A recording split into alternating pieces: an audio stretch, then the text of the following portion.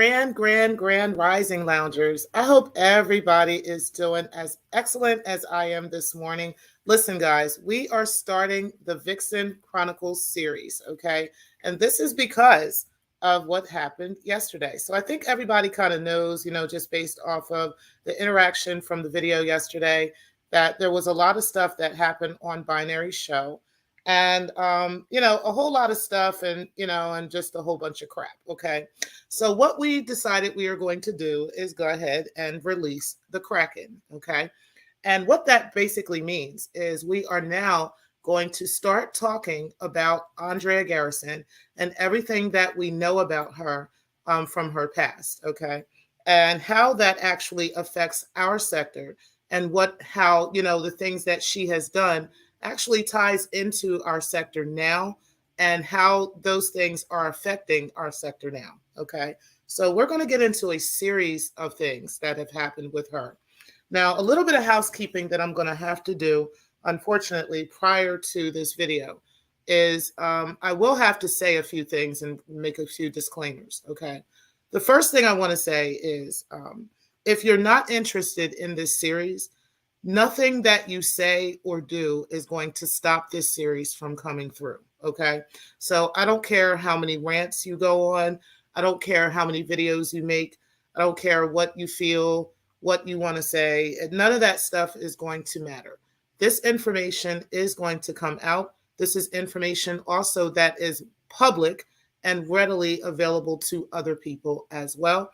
And I will be putting links to this information in my description boxes. Okay. So this is information that is verifiable and can be looked up and looked into by anybody. Okay. Now, there is some information that is not readily available to the public that I do have in my possession that I do plan on. It's not private information. It's not PPI or anything that would be, doxing anyone or anything like that. But this information is pretty sensitive. And so those are the things that I do not plan on doing to public, but I can share with my members. So those are the things that I will be sharing over this 60-day hell series with my members. Okay. But I'm not going to be sharing that stuff publicly just for various reasons.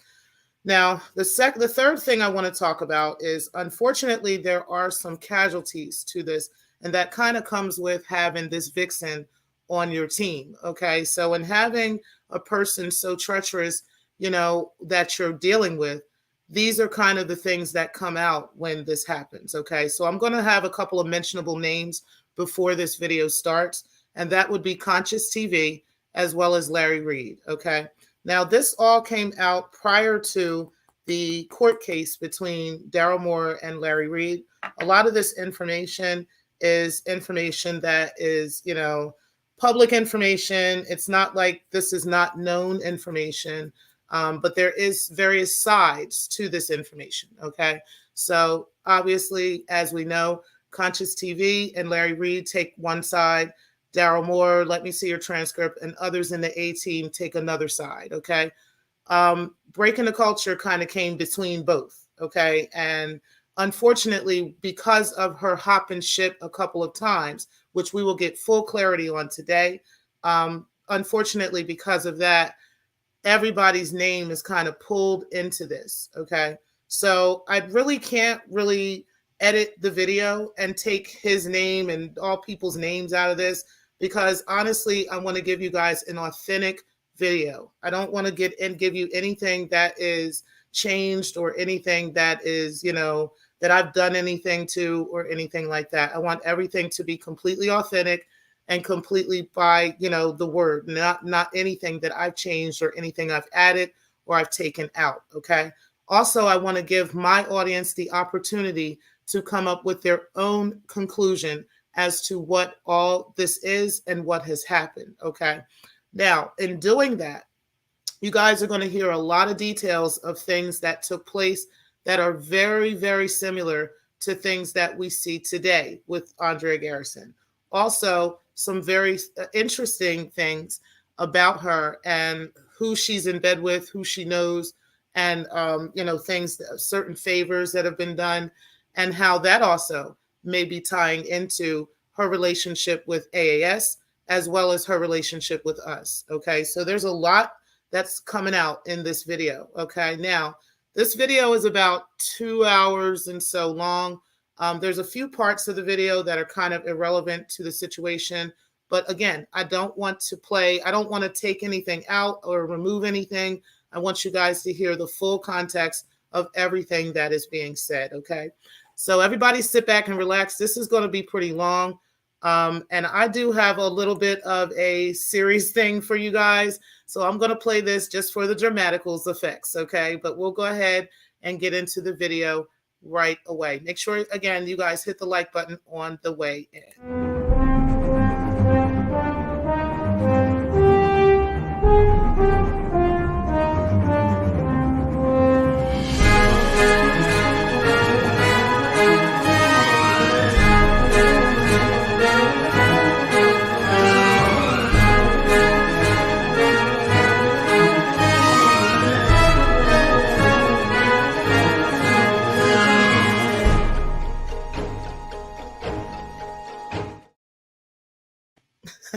You know, I had to be a little dramatic with it.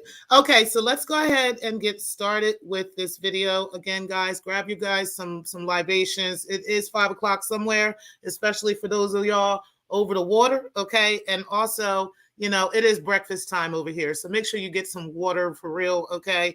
Get some orange juice or something, because you're going to be here for a while. And child, honey, you're going to want to grab a beer, okay, or grab a bottle of Hennessy with some of this stuff that you're going to hear, because, again, it is going to put some puzzle pieces together over a lot of things concerning breaking the culture and things that we have experienced with her. And, again, all of this stuff is part of the timeline of when she came into this sector and what she is doing now, okay, and prior to that, okay? So we'll get into that starting right now.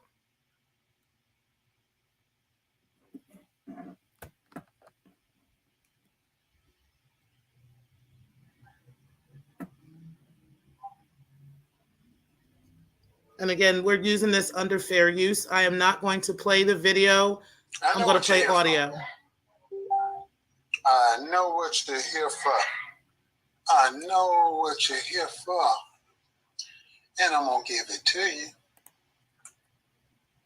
I'm going to give it to you. I'm going to give it to you tonight. So you just hold on. You just hold on. Mm-hmm.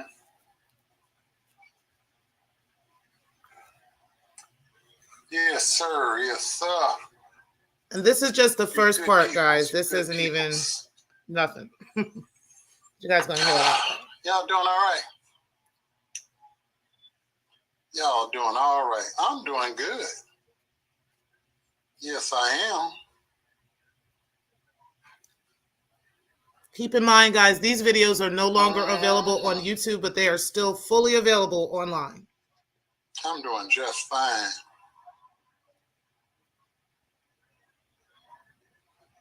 I am doing great. I'm happy. I'm doing just, life is good. Life is so good.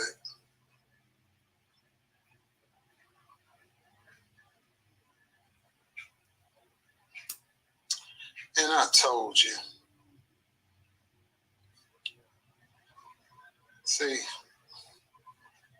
I'm going to do a few house cleaning things before we get started. Davion, Conscious TV, abused that young man on the audio last night. He attacked him. He assaulted him. He verbally abused him. Now, before I go any further with this, the views of Daryl Moore regarding Conscious TV and Larry Reed are not the views necessarily of Black Lounge Divine, Black Lounge Entertainment, Black Lounge Productions, or Miss T. Pre, or Tanisha Price. Okay, let's go ahead and continue. He destroyed his phone, he damaged his clothes and stuff, throwing it out in the yard. Hey, Miss Murph. Everybody in the clouds too. Everybody hit the like button. Hotel. Someone say he's on his way back home. Thank you to everybody that donated to his Cash App so he can get a plane ticket home. Thank you. Larry Reed flagged another one of my videos. Last video that got flagged was Conscious. This one was Larry. He did it today. The one where I said drug and rape. All you did was take it down over here. I put it up elsewhere. So, and under the fair use doctrine, I have a right to use it. So I counterclaimed your flagging on my video and the one Conscious did. I guess you didn't learn. I'm going to have to talk to you again, Larry. Real simple.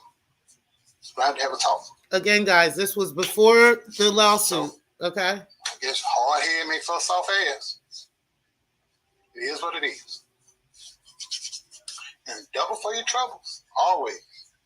So anyway, he's a coward. We already know that.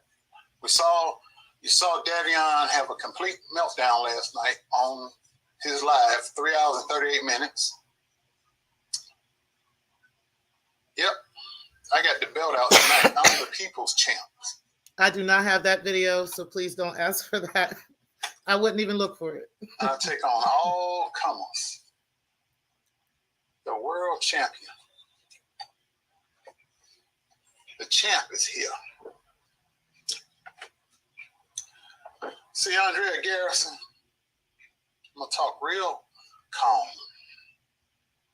Real calm to you. Thank you. I want you to get, before I start talking, I want y'all to get real Hey, that's calm. not what we're doing. See, when I tell people and I give them warning to leave me alone, Mm-hmm. now I'm going to use a torch. I got to toast this here. When I tell people to leave me alone, I do it not because I think I'm this bad man, but I know my temperament. And there's only going to be so much I'm going to put up with before I react. And I also tell you to leave me alone because I know once I get started, I don't normally give mercy. I finish what I start. I go all the way. Mm-hmm. And having given these people warnings, and they see how I do things, look like common sense would tell them, don't go messing with that man. I'm an old man.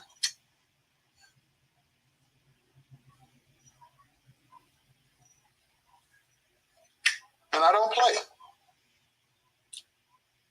I've said that many times. I don't play. When I tell you I'm going to do something, haven't I always done it? I said, if you did something, I'm going to find out you did it. And I'm going to bust your chops.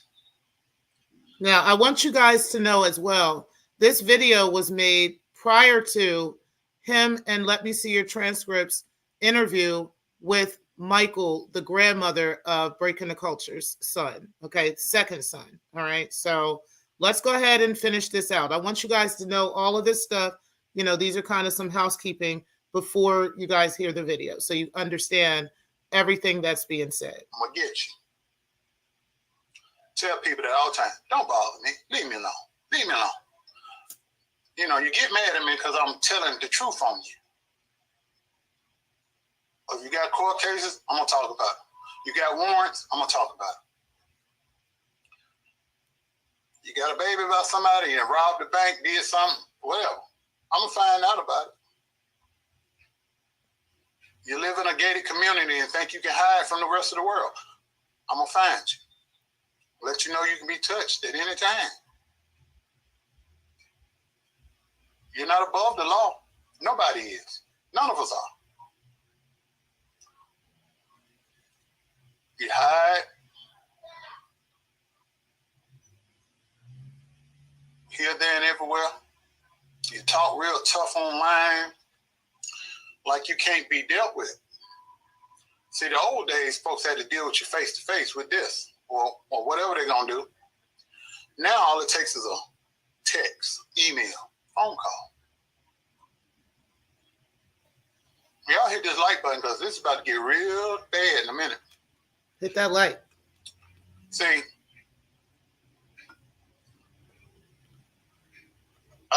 I've heard a couple of people say, if it don't come out in the rinse, it'll come out in the wash. Amen. Andrea Garrison, who lives in New York City. We know she lives in New Jersey. You have lied on so many people. You have done so many people wrong. You have a narcissist behavior. You have narcissism real bad. You have to be the center of attention. So since you want some attention, the People's Champ is going to give you some attention tonight. Andrea Garrison.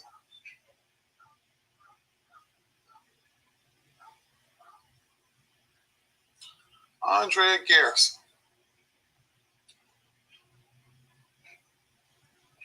You got sent by a preacher. See, you was in his stable of girls he was sent out when he wanted to get dirt on preachers and tear them down and destroy them. I'm using Larry Reed's, point that way, point the other way, point the other way. Yeah, that's allegedly. I'm using Larry Reed's allegedly. Allegedly. But, all statements are alleged. It's been reported to me from the people that have been involved with you, but they don't want to get destroyed or hurt. But I have had numerous conversations, and all the stories have been corroborated. And then we have a text that will be discussed on Friday with Marcellus between you and Larry Reed, where you name your procurer, your pimp.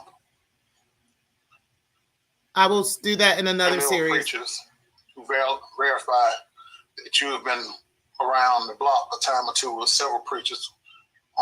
We'll cover that in another part of this series. So, okay, don't worry, guys. Everything is coming out. Coast to coast. One preacher in particular who works for the FBI. He's on out west. And that you slept with him. Now, let's stop there real quick. One preacher works for the FBI and is out west. Let's continue. And amongst other preachers, and you FaceTimed a few preachers while you were out of town with other people doing certain things. You FaceTiming preachers trying to set up your next appointment.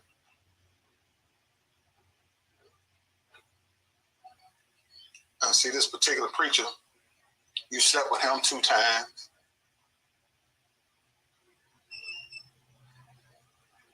But see, I'm saving that for Marcellus. I'm just doing part 1 of your Good Friday, pre-Good Friday ass whooping on a hump day.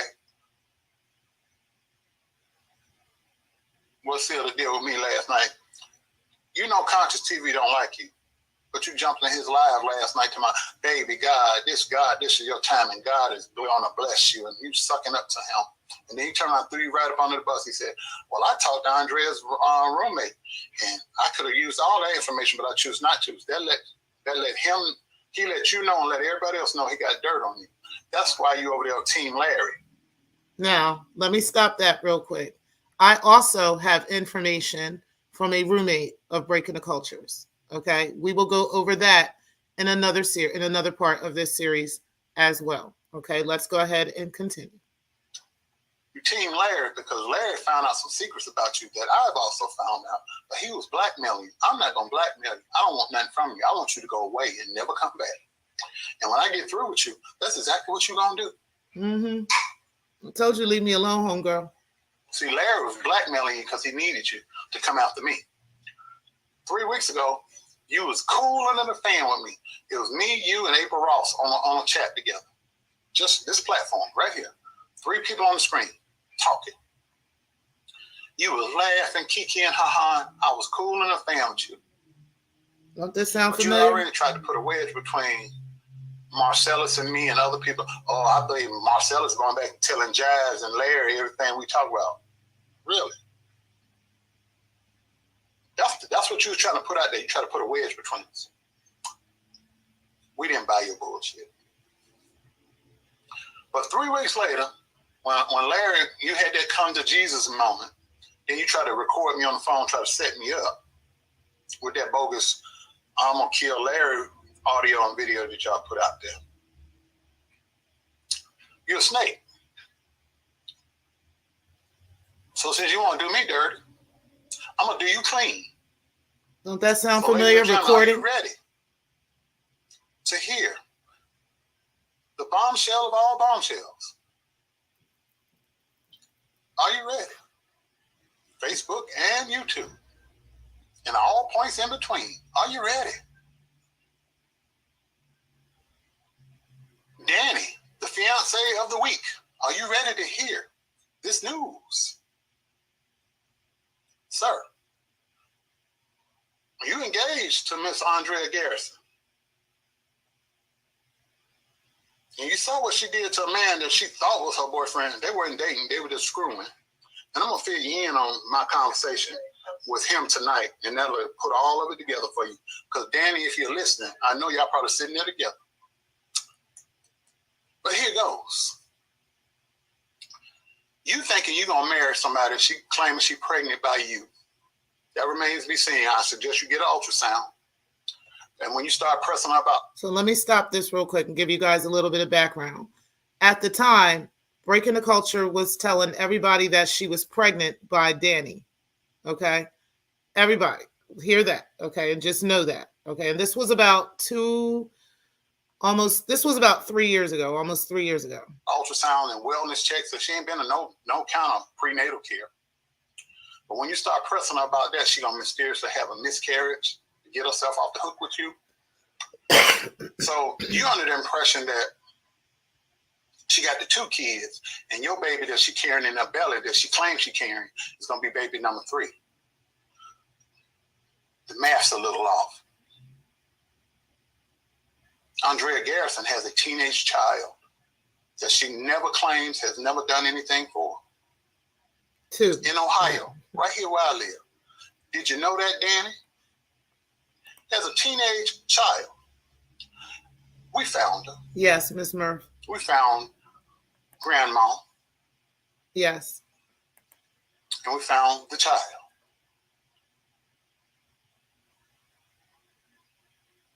That's right. Found your child that you've been hiding.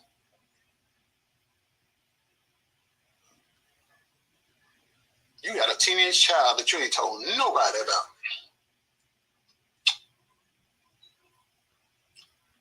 On top of your outstanding warrants that we're going to be talking about tonight. Is this motherfucker on? In fact, let me put it up here so you can see me. Step to the mic, tap the mic. Oh, yeah. I'll put a link to it in the description box for you guys. Mm-hmm. And this ain't no allegedly. The rest of the stuff some of it might be a little allegedly. Some of the rest of it, but this is facts. I also want to make this clear. Daryl Moore did not give me this. I want to make that very clear for the purpose of law. Daryl Moore did not make this available to me. Okay, so that is for the purpose of law, for the purpose of the lawsuit and everything else. I'm not in that lawsuit, so I can play this. But Daryl Moore did not provide this information to me. Okay, so I wanted to make that clear. Got a teenage child in the state of Ohio. Let me put my championship up here. Woo! Time to ride that aisle like Ric Flair. You got a teenage child, Andrea Garrison. Did you tell your fiance about him, her, them? Speculation. I'm not going to give the gender out. But yes, I found your teenage child. Grandma has had custody forever and a day. Keep in mind, this was before the interview. Seems your ass been running rackets for years. Oh, I know who the dad is. This one is. But I'm not going to reveal that either. But just know, Andrea Garrison, is this thing on? And we know who the pappy of that one is. But he's a civilian. He ain't involved in this. So I ain't going to put him on Front Street. Know the grandmother. Know your child. But just know I found them. I found them. Granny and the child.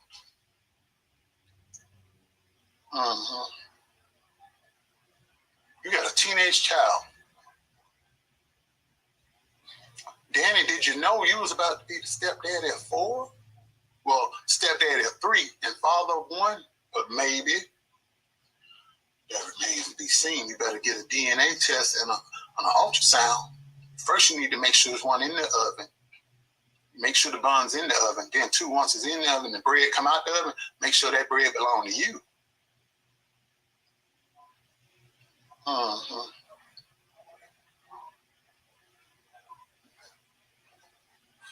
Got a child, teenage child in Ohio that you do nothing for, that you claim nothing to do with. Don't even mention them. And you thought I wouldn't find out? The champ is here. Oh, but wait, it gets better. It gets better. It gets better.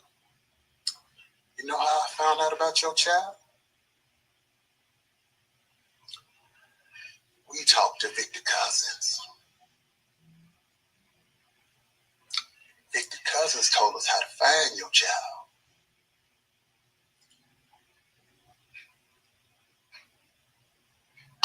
How you like that?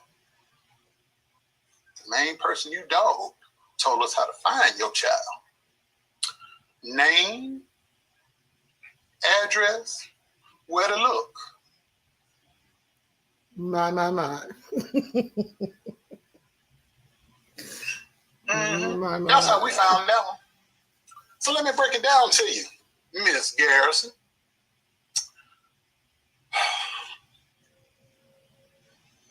Don't you ever open your pie hole talking about you a loving mother and you love your kids when you got one that you do nothing for. 2. You shut that shit up. 2. Let's correct that. I talked to Victor Cousins Sunday afternoon, 4 o'clock Eastern Standard Time. Talked about 2 hours. Marcellus was on the line. Watch out now. Funny how things work out. He was on social media. Thank you, Humidors. Somebody, a little birdie told me, say, well, Victor Cousins on social media. He said, if anybody needs prayer, to DM him. So I said, I'm always in need of prayer, Bishop, but I got something I think may help you with your Andrea Garrison situation. Here's my cell phone number. And I told him, I said, such and such preacher and Andrea set you up. That's why you're in this situation right now. Here you go, call me. He said, I'll do that. He said, what's a good time? I said, how's Sunday at 4 o'clock work? He said, works fine for me. 4 o'clock sharp, the phone rings. I put Marcellus on the conference call with me because I don't operate in the church world because I can't hit a bishop up with, oh, what's up, dude? You know, da-da-da-da. We can't talk like that. So Marcellus is a more polished gentleman and a man of the cloth himself at one time. So, you know, they have that, you know, way of, and then he said, well, hello, he mentioned a few names. He said, well, I work with so-and-so, and I know you know him. Oh, yes. So they broke the ice and got everything. And then Marcellus, I said, Marcellus, you lead the conversation because he might feel more comfortable with you because y'all was in the same circles. So, brother, let me tell you how you know when somebody's telling you the truth. When I interviewed Jimmy Battles, before I even filmed him, and I talked to him, see, when a person telling you the truth, Their voice don't be shaking. They don't be searching for words to say. They come just like this. They tell it to you one time, and if you ask them again an hour later, same story. A year later, same story. 10 years later, same story. And I quote, "She's crazy that claim that you and Larry was out there talking about some money or a cash settlement. He's never given you a dime. He said, I never have and I never will give that crazy heifer any of my money. And this court thing, I'm going to fight it to the end because I didn't do anything. Yes, we were sleeping together, but we weren't in a relationship. We were just having fun kicking. I was single. She was single." He said, "Hell, when I met her, she was pregnant with a second child." I said, "Hold up, second child?" I said, "You mean the little girl?" "No, that's the third child." I said, "Wait a minute now." We now know that's the fourth child. 1, 2, 3. Wait a minute, how old is the first child you talking about? I said, "You got to be mistaken, ain't you?" I said, "Y'all been knowing each other for a minute." He said, "No." He said, "When I met her, she was pregnant with her second child, the boy that she got at the house now." I'm like,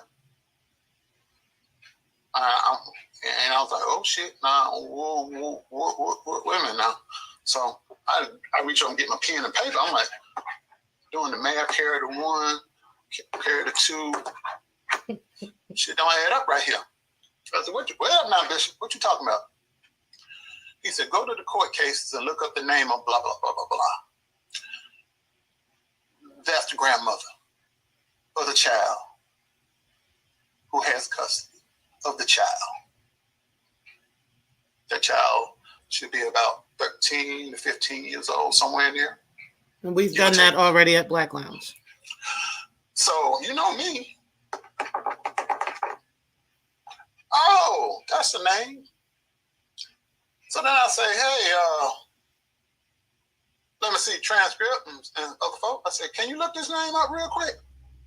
Now, hold on. Now, I want you guys to understand where Breaking the Culture over here in our sector tries to paint this story of, let me see your transcript, stalking her family, the same thing she's trying to say about me, right? When just simply because I'm talking about this child, because she's never mentioned this child to us. She acts like this child doesn't exist, okay? And then when you go and do research on this to find it, which is public information, you find out that this child does exist. But she twists and turns it to the public as if she's being stalked or harassed, and that's not the case. It's just you're looking into her lies, okay? Because she has lied about these children so many times, all right? So we're going to go ahead and keep it moving. I appreciate you guys for being in the building. Everybody that's here, I appreciate you guys. Riz, I appreciate you here. And everybody that's in the clouds, hit the like button, y'all. Email address, phone number, work phone number, cell phone number, ring, email. And I quote, "If you want to talk to me about that crazy girl, Andrea, you're going to need a bottle of wine and a pot of coffee. Because 90% of what she say out of her mouth is a damn lie."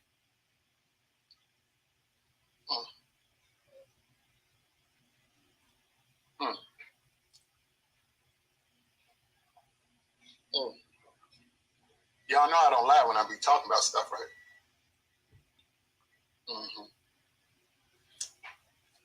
So, back to Victor Cousins.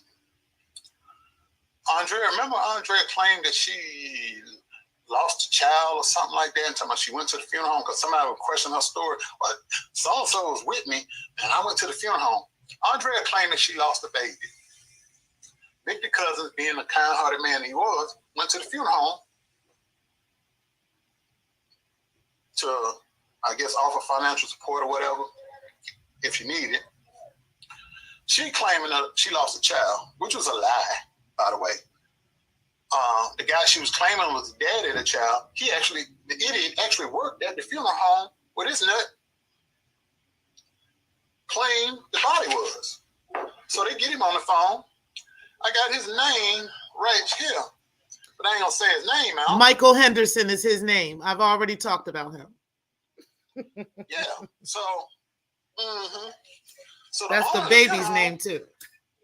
So hey, cause he went upset. The man said, well, "How's your child?" He said, "Oh, my child fine.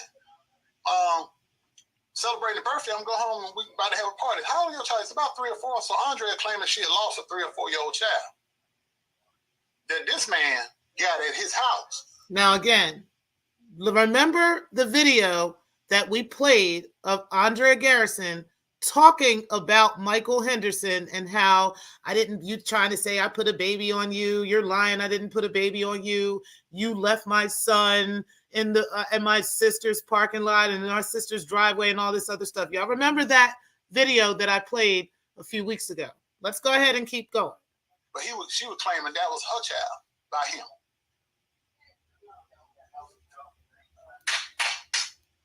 So that's that was one of her many lies. Remember how she was talking about, she traveled all the places with Victor? She's only been out of town with Victor 2 times. And she went to Miami because they had a property in Miami. Never been out the country, just to Miami. So, Miss Garrison has lied on this man to and fro. When he met her, she was pregnant with her second child.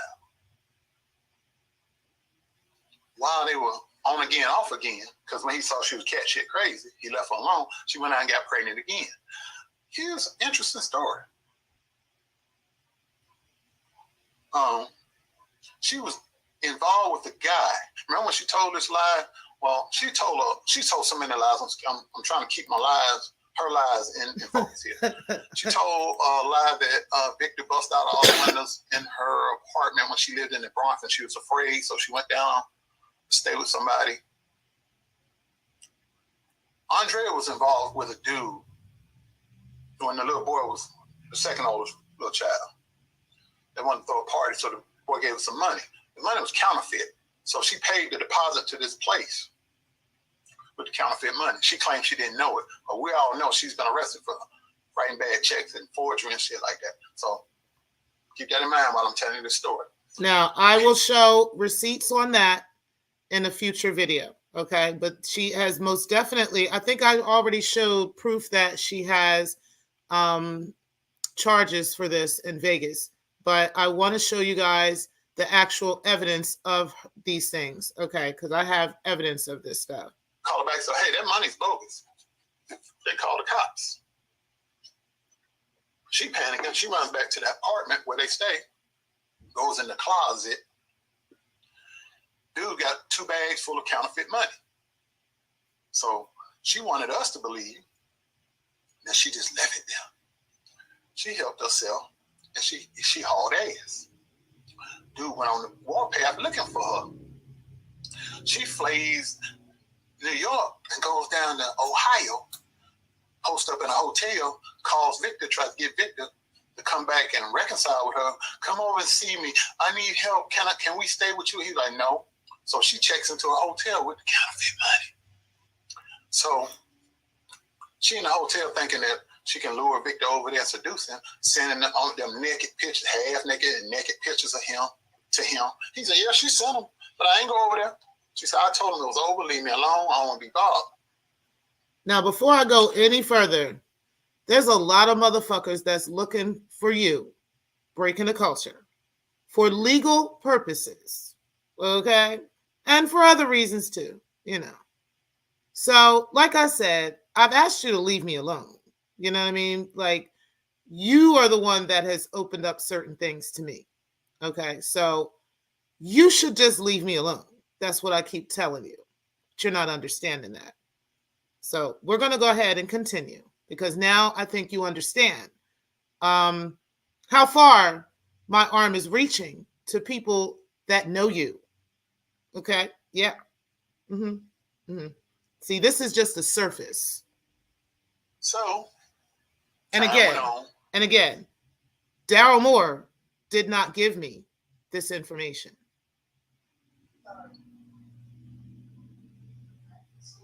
They link up.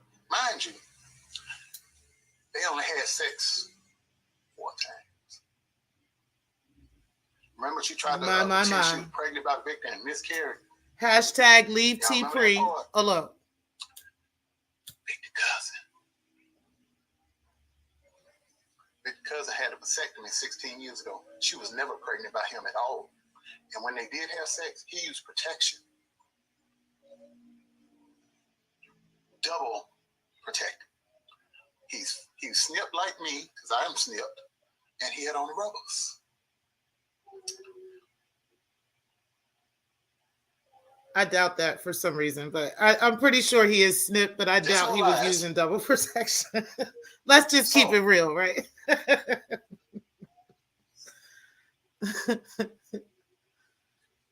This preacher, almost, sit tight, J. Cole, I'm going to break it all down. She's a narcissist. She has to be the center of attention. This girl gets it how she lives. She gets her money by hustling people. This preacher, like say, J. Cole, I'm just looking at you, like say if you were a man, and I'm going to pretend I'm that preacher that's been sent out there, and I don't like you, or you getting promoted to a certain level in the church that I aspire to, but you, because you're younger, you're on the rise, I got to tear you down. I sent Andrea over there to hook you up because I know that you might, excuse me for what I'm about to say, I might know that you like to be tied up and be spanked. And she specializes in that. So I put her on you. Turn you out, or you turn each other out, whatever the case may be. And she come back and tell me your dirty little secret, so I get that on you, knowing that you're a preacher. You can't stand for all that information to get out. So I use it to my advantage down the road. So Andrea messed around and caught feelings for old boy, but he was just having fun with her, something to do. She gets mad. So she decides she gonna get some payback. So she couldn't get no money out of him because he said, I ain't giving you nothing. We had our fun. You was crazy. I left you alone. So what does she do? She concocts this story. He videotaped me without my permission. He videotaped me. And then he had his friend call me to blackmail me. The guy that she claimed blackmailed her, that's Andrea Garrison's personal friend. All the pictures you see of her all over the place, he's the one that took those pictures. He was her photographer. That's her friend. Victor Cousins met that man through Andrea. Victor Cousins and that man are not friends. That man is in his early 30s, around Andrea's age. Victor Cousins is late 40s. He's close to my age. He's not friends with this guy. He met that guy through Andrea. So now hold on. Shout out to Shakim. I know you in the clouds. I'm pretty sure you will, come up in the clouds. Shout out to Photon. I know you in the clouds. Pretty sure you'll hear this as well. The photographer, right, that she was rubbing all on his dick and talking about she was going to suck his dick that night, that guy is who he's talking about. That's who took the alleged videos and pictures. Now, I want y'all to hear what Daryl Moore says allegedly happened with this photographer. And I want y'all to remember what happened with me and the photo that Breaking the Culture allegedly took and claimed was so real. And shout out to my new bestie that let me know that she had confessed to him that her friend, right, actually did Photoshop the video, the photo, okay? And mind you, I never got any of those photos, and I took hundreds of photos that day. Let's go ahead and listen to all of this. He's been set up. Victor Cousins been set up all the way around. The preacher that sent Andrea, then Andrea get this photographer to try to get in. Oh, well, this is so-and-so, so-and-so. The man is taking pictures of Victor Cousins and his family. That's the extent of their contact. That's her friend. Wasn't no blackmailing going on. They both conspired to try to milk this man out of money, and when he wouldn't give up no money, then she had to do something. If you look on any court docket anywhere in the state of Ohio, you will not see that man charged with any crime. The lie she told everybody, oh, he took a plea deal to testify against Victor. It's not in any court records. He's never been charged with anything, never will be. He's not testifying against Victor because she's not suing Victor. The only charge Victor Cousins has is telephone harassment via the telephone, a charge that she has 2 outstanding warrants on. No, April, you got to stay with me now. Don't start getting confused. Just listen. Just listen. Don't get confused. I'm going to stop looking over there anyway. Just listen. I'm telling you the story. He was getting on the phone, chewing her tail out. So then she files this bogus Larry Reid style thing to get him in the court. That's the only thing he's charged with. That's the only thing he'll ever be charged with. They had consensual sex. He never videotaped them having sex. Nobody has a copy of any porn because it don't exist. What did I tell y'all? The only person that you've heard about that's supposed to have it is her friend. There's no links anywhere. Now, keep in mind, I said, I don't think that this porn video even exists. I think she sent the Christian Post some fake shit that anybody could be, look like they're in some video. You know what I'm saying? If you send a video, it's all blurry or it's, dark or whatever. You don't know who's who. So, to me, it just sounded like that. And sure enough, there is no porn video at all. Because it don't exist. Does or does this not all sound familiar when it comes to breaking the culture and her presentation of receipts of stuff that she claims is real and things that she claims happens?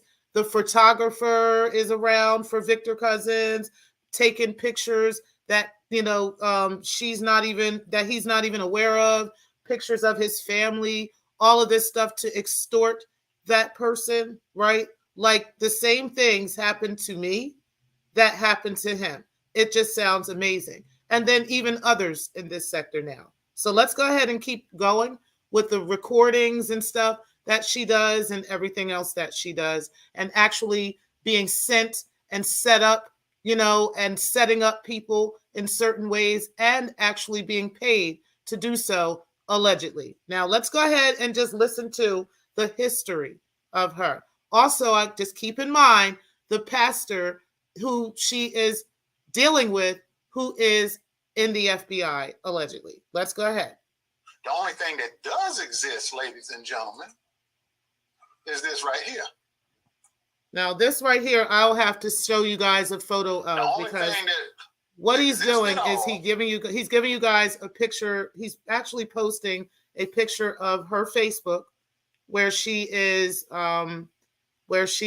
advertising her Patreon for sex and for sexual purposes. I did show you guys the Instagram the other day, but I'm going to show you guys the Facebook as well. I'm just not showing you the video. So I'm going to go ahead and show that I'll show that in another future video with the receipts. Okay. I'm also going to put a link to this in the description box.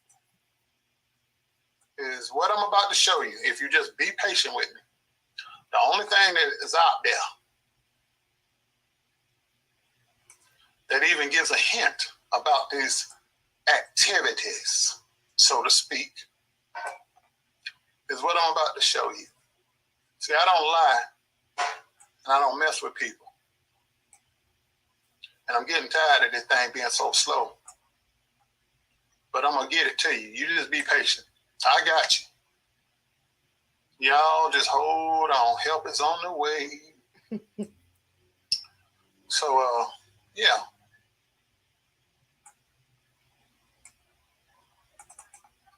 You just wait for what I'm about to show you.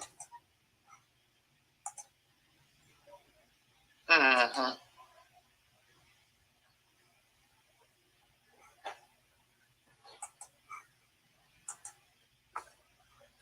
You see this right here? You see that right there? I'm going to blow it up for you just a little bit, so y'all can see it. Just bear with me. I got you, good peoples. You see that?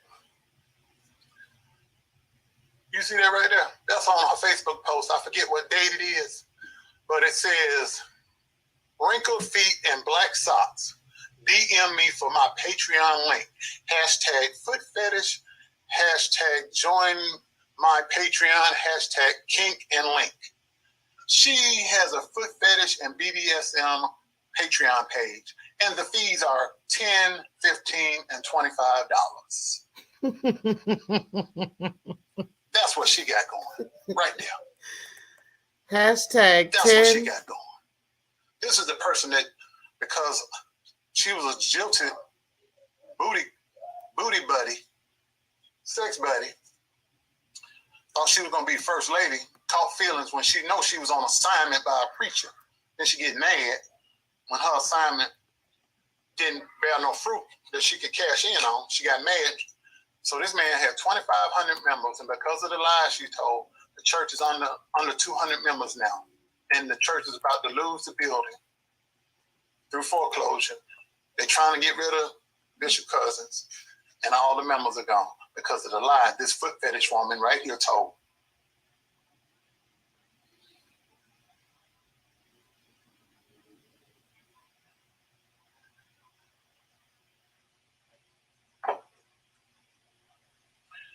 April,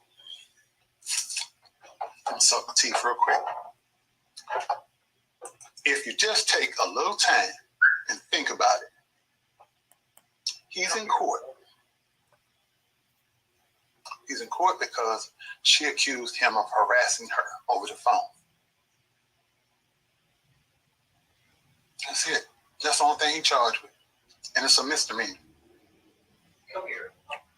And when they found out about her bogus claims, and she's claiming she got legislation, she has no legislation. That legislation was put into play before she came up with this elaborate lie.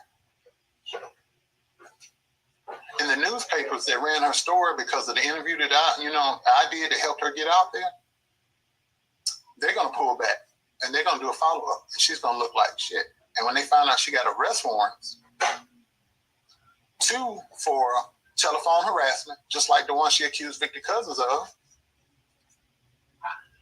1 for assault,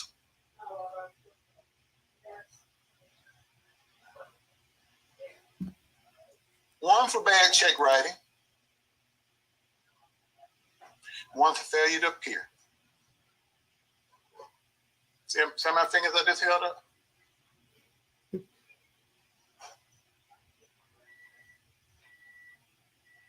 Five warrants. So remember them lies she was telling, I can't, they're trying to get my case thrown out, and I had to fire my lawyer. Her lawyer didn't get fired. Her lawyer quit because she was a lying sack of shit. Now she has an advocate fighting for her. And when they found out, because I'm feeling so led by the spirit to share this video. Now, hold on. Before we go any further, keep in mind, she's telling us that we're lying. All this stuff is lies, right? That she don't even have any warrants. There's no active cases. None of this stuff is going on. Everybody's harassing and stalking her, and they're making this shit up and lying on her. And she got charges out on people because they're lying on her. But she's telling a whole nother sector, oh yeah, I got these cases, but my lawyer, I had to fire my lawyer because my lawyer wasn't doing right by me and all this other shit. Like, which one do we have?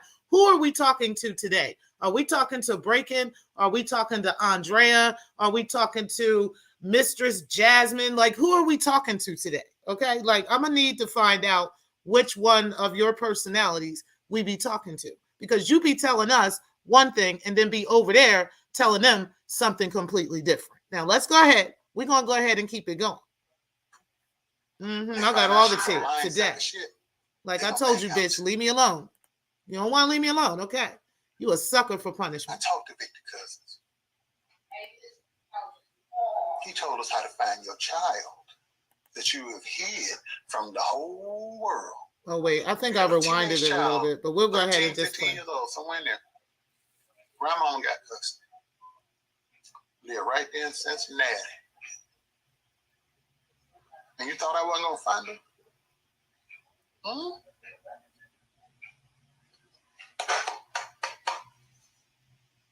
champ is here. The champ is here. Then you turned on me when Larry Reed was blackmailing, because I think that's probably what Larry Reed found out, that you got a child that's a teenager that you hide. And he found out about your work for hire. I told that bitch. That now, y'all have been my witness. All of my loungers and beyond have been my witness. I have told that girl to leave me alone. Okay? You have no idea, like I said. And this is surface of what I have. Surface. Leave me alone, Andrea. I'm not playing. This is only part 1 of this. Okay, let's take a quick little break. Y'all go ahead. It's only going to be about 30 seconds. Y'all go ahead and grab y'all some water or something. Get you a bottle of Hennessy, whatever you need, honey. I know. We're going to go ahead and get back to this.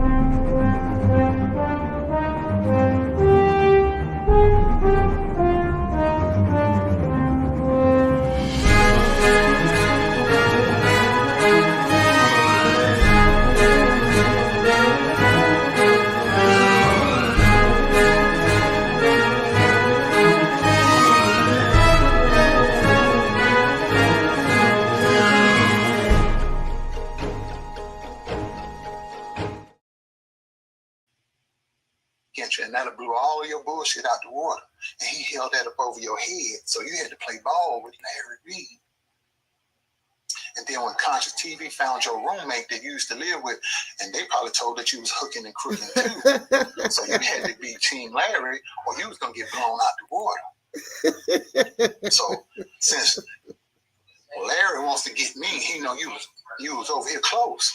He figured he could use you and then put you on the phone with me and ask some bullshit questions in such a way so when they cut it and spliced it, made it seem like I was going to say, I want to kill Larry. I ain't never said I want to do nothing to Larry Reed. I called you 2 times that night and you wouldn't answer. My phone calls, went straight to voicemail. Then you turned right back around and called me back. Why? Because you were recording me on your end because you had Conscious TV and that other idiot and Larry on the phone. But guess what? Look at what happened to Davion. Again, the views of Daryl Moore are not necessarily the views of Black Lounge Divine, Black Lounge Entertainment, Black Lounge Productions, Miss T. Pre, or Tanisha Price. Let's go ahead and keep going. Last night messing with the champ. He was going to lie on his fiance, talking about he's all this, he's a narcissist. And he didn't know I had them audio tapes of him assaulting that man. Larry Reed out here lying. I am not confirming that story. I don't know anything about it. It's going to deal with you, Larry Reed. Twice as bad. Twice as bad, Larry Reed. I know you're listening. If Davion ain't been checked into a rehab, I know he listening. Y'all some low-down motherfuckers. Recording. And guess what? You ain't even... Marcellus ain't even dropped the hammer on you yet. I'm just laying the groundwork tonight.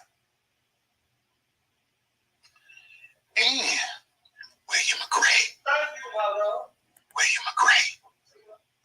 William McRae. My. George McRae III is going to get you because he says you're a whore and he don't like you. And when I give him the names, court cases, addresses that he needs,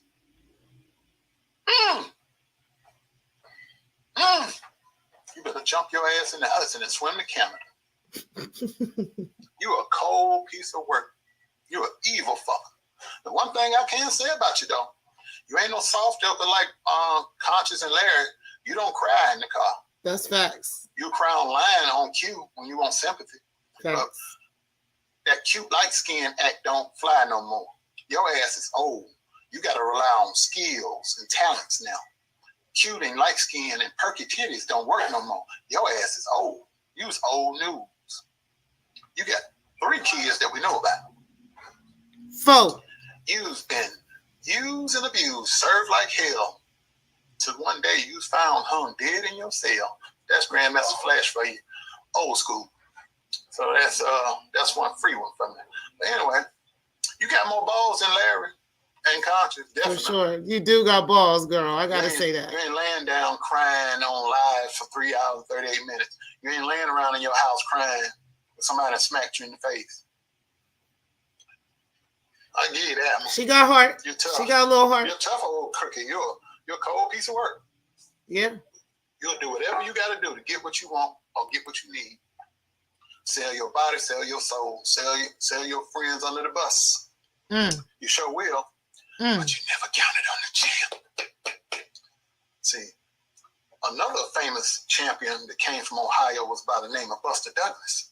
He was a 42-1 underdog when he fought Mike Tyson, just like I am against Larry. So I'm going to put this on pause for a second just for the sake of fair use. Now, I want you guys to understand, and get an understanding of why Breaking the Culture is always saying how scary Daryl Moore is and how afraid of him she is and so forth and so on, and how she's just so scared of him, right? And he's just so big and burly and so scary. And, she's got the police and the FBI after him and whatnot, right? Okay, so let's go ahead and keep going. Reed and Conscious and all y'all sons of bitches over there. I'm a long shot. I'm an underdog. But just like Buster Douglas, I ain't got no fear in my heart. My heart don't pump piss. I ain't scared. I ain't got nothing to lose. Ain't nobody got nothing on me. Can't nobody blackmail me. Can't nobody buy me.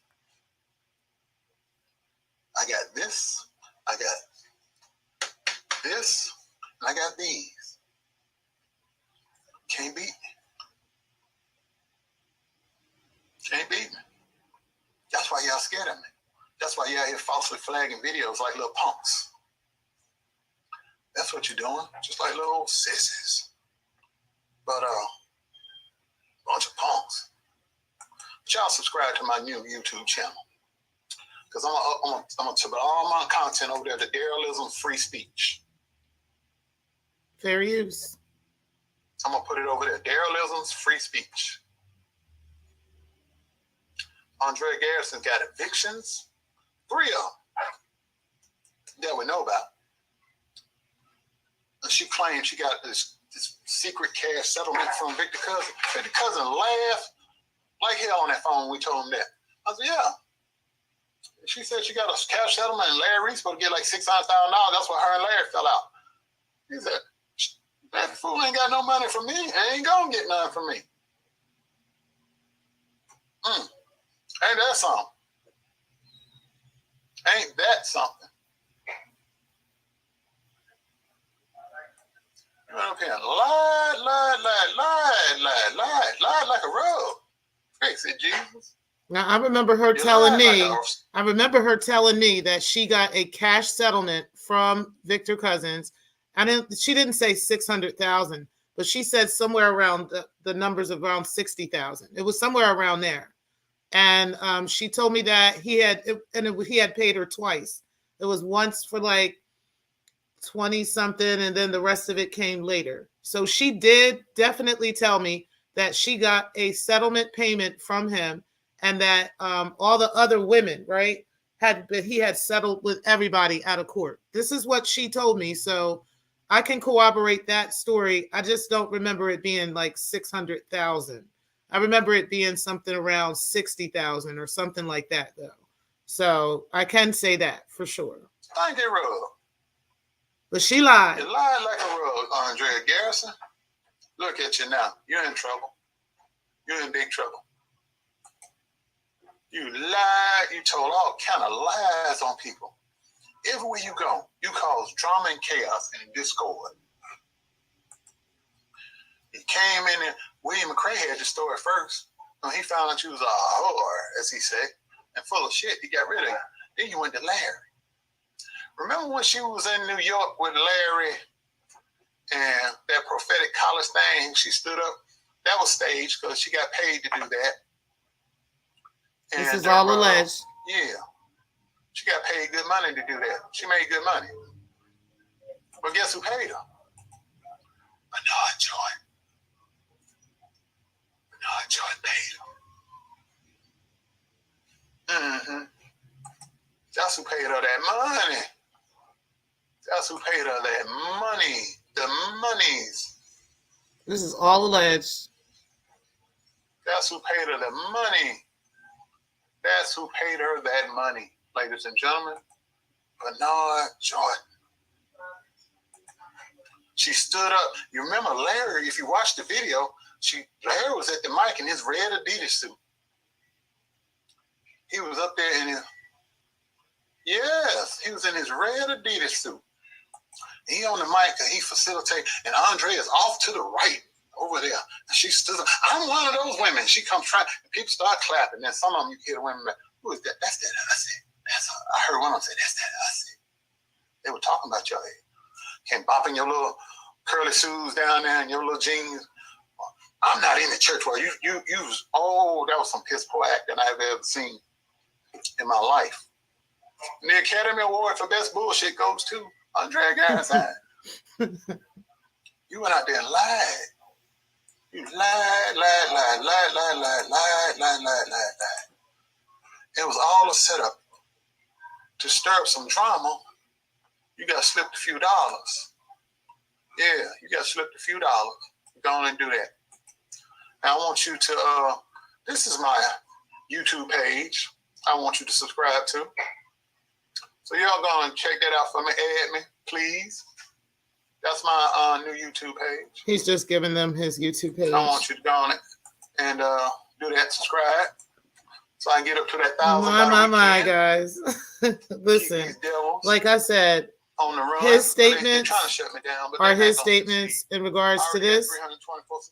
Everybody can make a decision about what they believe is true or not when it comes to the prophetic college and what happened with that situation. I have my own personal beliefs on it. I do not wish to share at this time. But I will say that where there's smoke, there's fire. That's all I'm going to say about that. And I'm going to give him hell over there on Darrylism's free speech. I'm going to blow that up for you. That's Darrylism's free speech. Please subscribe. Won't you come? And everybody subscribe over to Darrylism's free speech. Shout out to everybody in the clouds. Hit the like button, please. Larry Reed got hired. Part 1. Remember Vixen Chronicles. Bloom and Jordan do not get along, but they needed something. Because when, like I said, Jimmy Battle's story broke all of this open. All hell broke loose in Larry Reed's life because the way Jimmy Battle's story was handled. Oh, I got way more than just that. But no, Jordan wanted I have Jimmy Battle's so story told because much he wanted more to use it as ammunition than to just get rid that. of George Bloomer. But you know what I'm talking And about. he had been paying George Bloomer's bills. He made no secret about it. It's going to be a long fucking summer. Any chance he got. Mm-hmm. It's a lowdown snake. And Grand Rising knockout media. Larry Reed land. Larry Reed is just a pawn on Bernard Jordan's chessboard. And then Larry Reed's got Davion as his pawn on his chessboard. Mm-hmm. So y'all add me over there. Subscribe to me. Subscribe to me. Subscribe to me. And then let me get back to this roasting of Miss Garrison. But I'm trying to. I want y'all to add me on over there. Oh, look out. I'm getting closer to my goal. I'm almost up to 350. Come on there and subscribe. Come on over there and subscribe. We're gonna have a celebration over there. We're gonna have a good time. And click like while you're in here.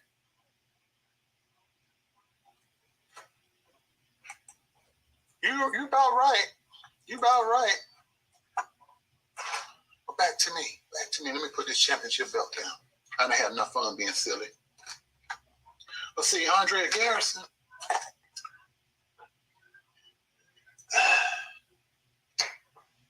See, you said to me, I like to deal in receipts. Mm-hmm. See, I wasn't bothering you. We don't do them narratives over here. Only thing I said the other day when I went live talking about conscience. And I want to say this before I finish.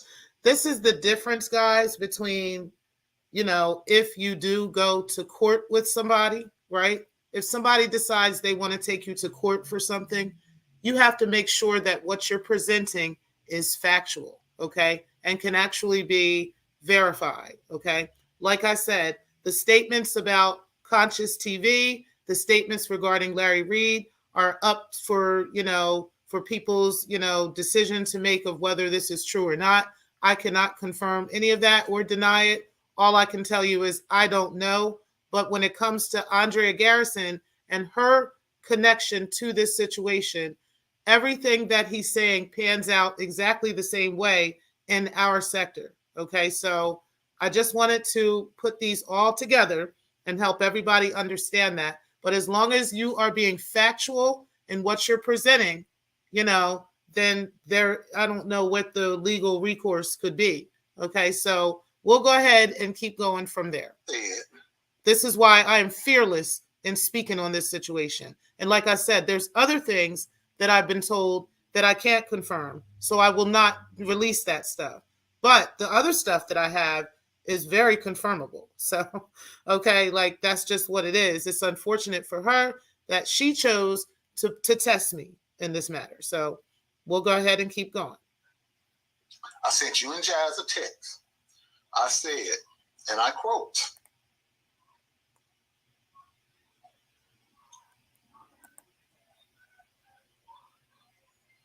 I said to you, tell Larry and Miko to tune in to my YouTube channel at 8 p.m. Eastern Standard Time. Because I didn't have Miko's email, and I got Larry's, but I don't talk to that. And I put a link to both of my stories. The other two videos I uploaded before I did the live. And I said I will discuss the 2 audio clips from today via Davion's fiance. That's all I said to you. Because I wanted you to hear the truth about the person that had been calling you Vixens and all these other names. I just wanted you to hear the truth about what kind of person he is since you're over there Team Larry now. I wanted to just give you firsthand exposure to what he did. So what did you come back to? And you said, this is New. You sent me a picture of some video. This is New York City today, and all you care about hurting folks. My neighbors were busy cheering the heroes helping us today, and all you can do is be evil. 700 of my fellow New York folks were lost. How dare you? We rebuke you, Satan, you evil spirit. You call me Satan. You call me an evil spirit, and you rebuke me? Child. Child. The nerve of this bitch. Careful, please. You rebuke me? You call me an evil spirit? And you got a teenage child that you ain't doing nothing for? That you ain't even acknowledging, telling anybody that you got? And you got all these arrest warrants? And you sat there and tried to ruin a man because he didn't want to sleep with you no more? So you try to beat him out of his money? Because some pimp preacher put you out on the host road? And you talking about me, Satan, me, pure evil? You rebuking me? That's what you get. Sit on it and spin sideways. That's what you get. Right there. He put his finger up. That's what you get. It's right there. Calling me? You rebuke me. You say, I'm a Satan and I'm an evil spirit. Who's more evil than you? A whore with no heart. A cold-hearted whore with a child that you don't even acknowledge. 2. Nothing for. 2 children. And then you sit there, you trying to, and the guy you with now, he probably in a world, he probably has no clue what you about, but he's going to. I have his email address, and I'm going to send him everything. Your arrest records, everything. The address where he can talk to the grandmother of your oldest child, everything. And you're going to have some explaining to do up in that apartment. You're going to have some explaining to do. Because he signed on to be stepdaddy to 2 kids and possibly the daddy of 1. But you got 3 with you. Vote. And you claim it like in a spade game, 3 and a possible 1. That's you. 4 and a possible 1.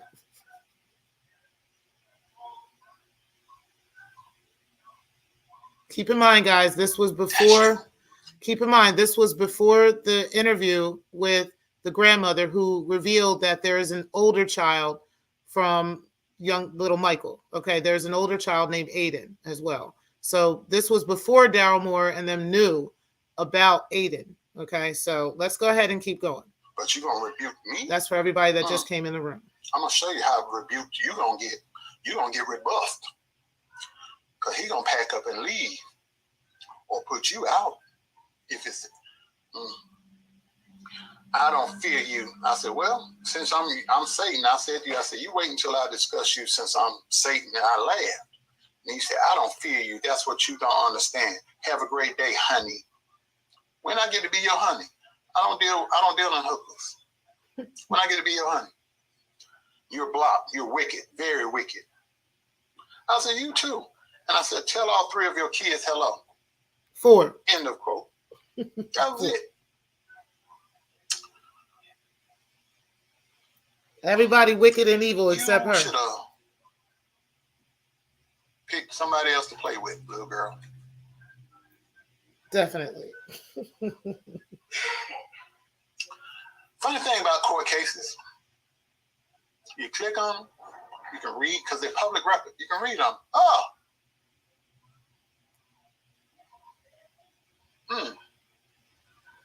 Got a child, huh? Teenager. Live in Ohio. Same state you got these arrest warrants. Can't set foot in that state of Ohio without getting arrested. So, here you go. Remember when she did her Facebook Live? Oh, I'm down here at Victor's Church. We're going to go in there and see what's going on. Now, that's the Facebook Live. That's the Facebook Live we can't find. I think there's, I don't know. I've heard that there is a copy of it somewhere. I'm not sure. But there is a Facebook Live where Breaking the Culture shows up at this nigga's church, okay?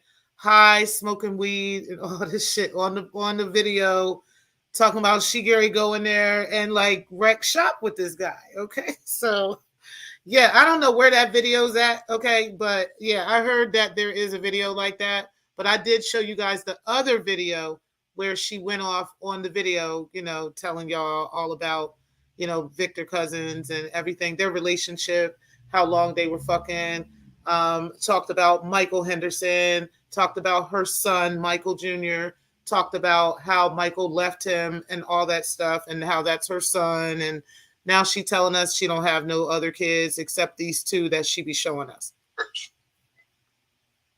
She was in the parking lot smoking a blunt, smoking a joint.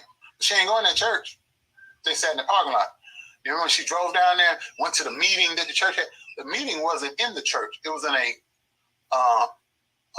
event hall. So for anybody who had doubts and still wanted to have doubts about all that, now y'all hearing all the truth. So we're going to go ahead and keep going. Some of the members rented out to have their meeting about getting rid of it because she showed up. And the other people told her she ain't had no business there. She wasn't welcome. And someone was getting ready to put their hands on her.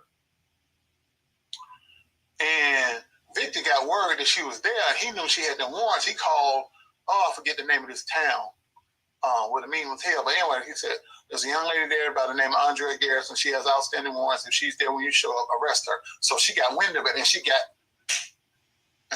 took her tail out of Ohio again real quick before the cops showed up because the police were called. You got warrants. All of this because all this bullshit because he don't want to fuck her no more, y'all. All this shit. She popping up from New York because she at the time she was living in the Bronx, okay? She popping up from over there to pop up into Ohio. It takes a good 7.5 hours or so to drive there. Pennsylvania is pretty fucking big.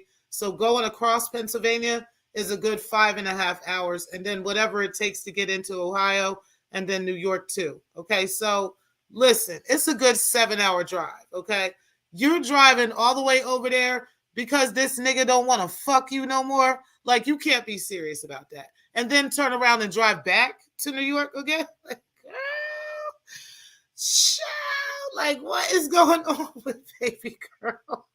She said, we need help. Like, I think it's you, sweetheart, okay? And mind y'all, this was just a few years ago. This was like back in 2018, okay? So this wasn't that long ago.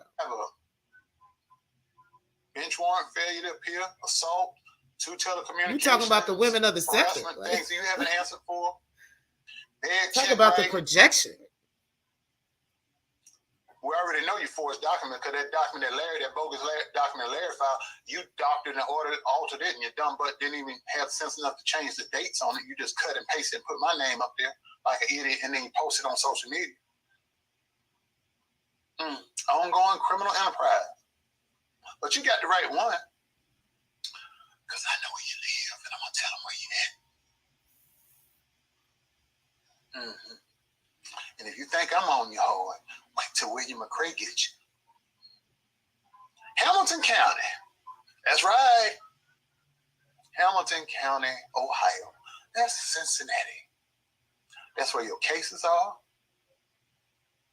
That's where your child is. That you haven't seen or done anything for other than spit them out into the world. A birther.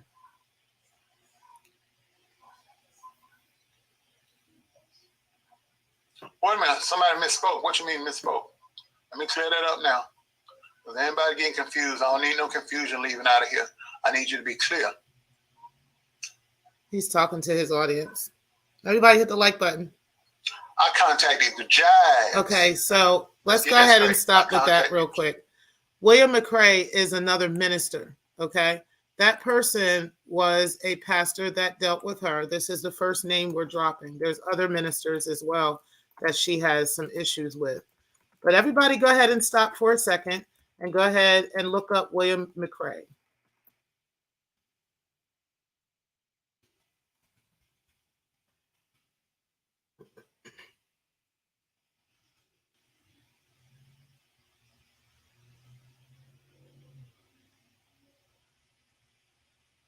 I believe it is, hold on, let me see. Hold on 1 second, guys. I have some information on him though, but I have other pastors as well. But yeah. I believe it's the Kojic Baptist Church, but I'm not 100% sure of that. But I'm telling you guys, there's some shit with him, and I have some information on that. But we'll talk about that in a future video. Yes, honey, it's a lot going on. Okay, let's go ahead and keep going. Jazz, and I told them it was a group text. I contacted Jazz. I said, let everybody else know to tune in tonight at 8. That's another minister for sure. The new page is right here. I'll put it in. And William McCray is still looking for her. Because people run out here with misinformation. Because some of y'all are spies for the other side and don't realize I know it yet. But I'm just playing along with y'all until I get what I need y'all to get done for me. Then I'm going to get rid of you. Because I know who was who and what's what. I ain't get this old and this smart just happening to be around. I got some battle scars.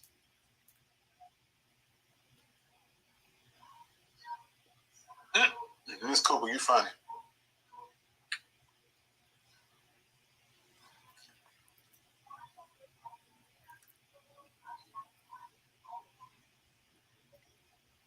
Yeah, it was Jai. That's all right. But that's my new channel. Well, it's not new. It's just been there. I just had it just in case some foolishness ever jumped off. So now, also keep in mind that Breaking the Culture actually does like binge watch Daryl Moore videos. So she watches the videos and she goes through the chats, like, and watches everything that's in the chat. So Let Me See Your Transcript is a moderator in this chat, and she was posting the links to everything. She had posted links to her own videos where she was talking about how to look up this information, where you're not, just thinking that he's just making this stuff up, but how you can actually look this stuff up and so forth.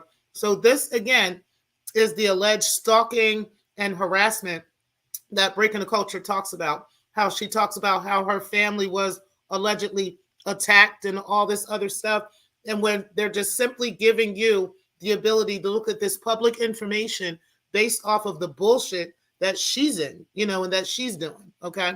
So let's go ahead and keep it moving. Oh, I'm at 358. All righty, I'm getting that 1,000. Can't stop, man. You can't stop what God has started. Because I'm going to tell the truth on you, Larry Reed. And I'm going to bring truth to the power. And I'm going to shut you down. Because you're a crook. And you hurt people. See, Jimmy Battles was able to have his voice heard. What about Michael Tripp? He's dead. And you tried to suppress the story of a dead man just so you can make some money. That's why I don't like your ass. And that's one of the reasons I'm going after you. Other than that, you're a bully and you're a coward and you're a crook.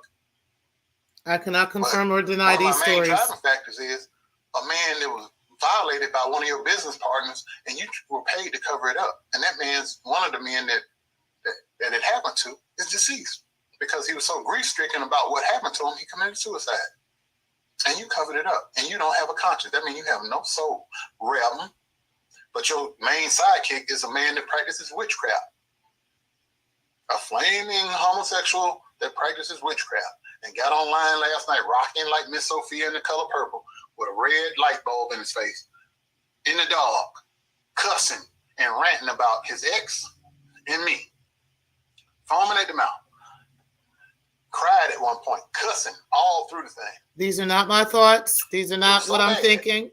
This has nothing to do with me. He was already mad because I helped the young man get safe. Then whatever you said on the phone set him all the way off, and that's when he snapped, crackled, and popped. And it got so bad that Andrea Garrison was in the chat while I was doing my live over here, was telling him to chill, calm down, just log off. And it got so bad when I went over there, because he was still going on and going off when I got off mine. I said, at first I was just having my fun, fucking with him in the comments. Stop lying. You still over here, nigga, you still over here lying. Just having fun. Then I realized, wait a minute, this boy snap for real. He ain't playing. This boy really is crazy. Then I said, hold up, man, you need to log off. You need to chill. Then I said, Larry, get your boy. And other people, Larry, get your boy. Come get your boy. Your own moderators, Larry, come get him. He won't stop. They were telling you to breathe before you start hyperventilating consciously. Then finally, I heard the Cash App alarm go off on the phone. He looked, and then you was ringing, and he's like, okay. And then he logged off. It took 2 phone calls from you to get your boy down, to calm back down, and log off. He snapped. I hope he's in a drug treatment program right now. This is the person.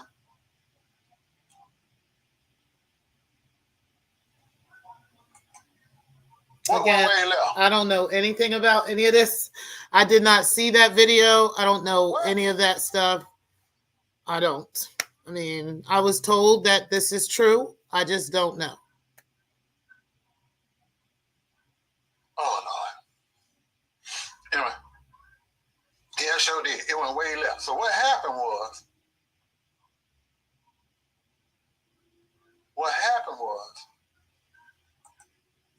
the boy was mad because we helped him, his ex-fiance, get away. And he thought he was going to get on live Wednesday, which was today, and lie and drag this boy. And I got in the comments, I said, you can't lie your way out of this one. I got the audio. And he panicked. He jumped on live yesterday. And I just played the audios, 2 sets, 2 videos, 2 separate videos. And then I did a third video where we had a listening party to both videos. And then I commentated on it. So 3 videos yesterday, all of them over 1,500 views. And he's sitting there rocking with a flashlight, a red light bulb in his face. He cussing and going off. He talking about me. He talking about that boy. Well, not that boy, that man. He going back and forth. So Larry tries to get in. So mind you, Conscious TV and Larry have been putting it out in the world that I'm violent and mentally unstable and a threat to Larry Reed's life. And what did y'all see Conscious TV do yesterday? He assaulted a man, he destroyed that man's phone, he attacked that man, he threw that man's property out in the yard. He told that man, the man said, I don't want to be with you no more. Oh, we gonna be together. If that ain't stalker, I don't know what it is. He said I was stalking Larry. And Andrea accused me of stalking. Now, that wasn't a case study in stalking, violent behavior, threatening somebody's life. Because when the man tried to leave Davion's house, he blocked his path and wouldn't let him. That's kidnapping. So you got kidnapping, aggravated assault, destroying somebody's property, stalking, and harassment within a 24-hour span. But I'm the one that's violent. I'm the stalker. I'm the one that's mentally unstable. Again, I cannot confirm that story. I don't know. I did not see that video. I wasn't on no audio tape grabbing somebody and ruffling them up or throwing them out, stuff out in the yard, breaking nobody's phone, threatening them. Again, I do not know whether this is true or not. Unfortunately, because this story is about Andrea Garrison, and these are people that are in bed with her, this is the stories that are coming out along with this. But the stories about her are adding up for sure. But we're going to go ahead and just keep pushing through. Again, these are not my statements, but, you know, these are alleged, okay? Because I have not been able to confirm whether that video exists or not. I have not been able to, I have not seen it. I don't know, okay? So let's continue. I wasn't doing that, but the person that accused me of it on tape yesterday in the wee hours of the morning. And then when the sun came up, round 2, I got it all on audio. But I'm the violent one. So I was vindicated yesterday. Every time y'all lie on me, I come back with the truth. But back to you, Andrea. 3 weeks ago, you didn't think nothing bad about me. In fact, you say you told, let me see your transcript, girl, I'm afraid of him. He scares me. But 3 weeks ago, you was going to have your fiance help me with my career. 3 weeks ago, how did you become afraid of me and become scared of me and say I was violent and all this stuff? I wasn't mentally stable. In 3 weeks, you developed that opinion of me. No, that's what Larry told you to say. Because he was blackmailing you. And you didn't think I would find out some of the stuff he blackmailed you about, like your prostitution, your outstanding warrants, the child that you got that you don't claim. You didn't think I would find that out about you. See, now I've actually, by telling all this on you tonight, I've actually set you free of Larry Reed. He can't use that against you anymore. Now, all the rest of your hustles are shot to shit, but you can't be blackmailed and extorted by Larry no more because all the stuff he was using against you, I just told the public. So now, I just want to just say this just for context, right? I hear what he's saying. Now, I don't know whether that's true or whether that isn't true.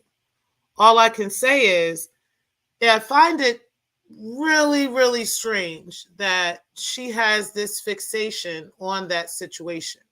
Like, no matter what panel she's on, no matter what sector she's in. So even over in the T sector, right, on Official King Payne's channel, shout out to Eyes Antonia, who has a copy of that on her channel, right, where Breaking the Culture was on the panel and they were talking about the Larry Reed situation. And, you know, it's kind of clear as day with some things that have happened with the Levantre case, and for instance, right, because of things that Larry himself has spoken about. It's not like, you know, this is all, you know, alleged and Larry is saying, no, he's lying, this is lies. Larry has confirmed a lot of things that Levantre has said. He has not confirmed everything, but he has confirmed quite a bit. I have a couple of videos on that where we spoke about that. But here's the thing.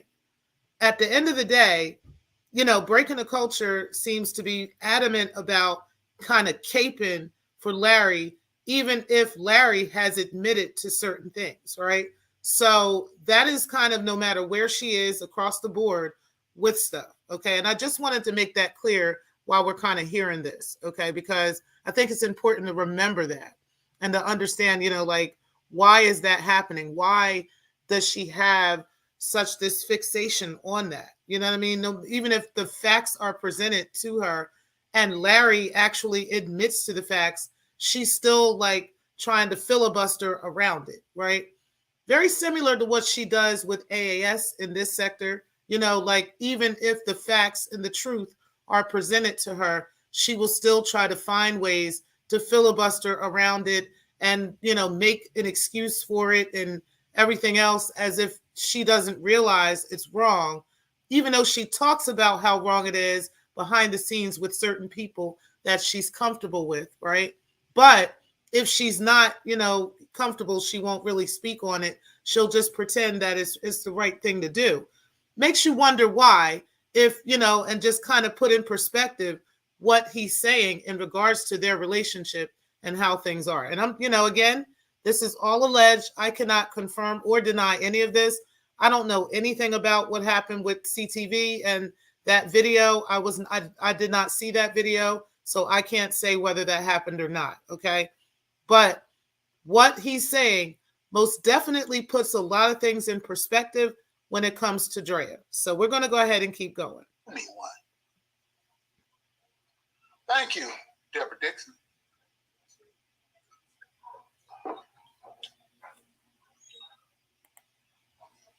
Yes, thank you, Deborah, for helping Brandon get away to a safe space, because domestic violence is wrong. Conscious TV, you don't have a right to hit anybody or kidnap them or destroy their property because they don't want to be with you anymore. That's a stalker. That's an abuser. That's what you are. And you was high on drugs. Again, these statements are alleged. I don't know. Mental health facility getting treatment for both of those right now. And if Larry Reed says you're his friend, but on his court deposition, he claimed he barely know you. But as we know in that audio tape, when something jumped off with him and his ex-fiance, the first person he yelled on the tape, "I'm calling Larry." So how is that somebody you barely know if the first person he thinks to call is you? Not even a family member in town. He called you all the way over in Atlanta. What don't you think about that? You tell one lie, then you got to tell two more to cover up that lie. But see, as I tell the truth, I only have to say it one time. To quote Jimmy Battles, that tongue of yours is going to be the rope that hangs you. You're already on the gallows. The noose is already around your neck. And you keep talking. You won't shut up and die with dignity. Thank you. Put the dog down. No. So, the time I fall in line, Andre, I set you free tonight by telling the truth, but we still gonna whoop your ass because you don't betray us and walk away. You're gonna get this whooping.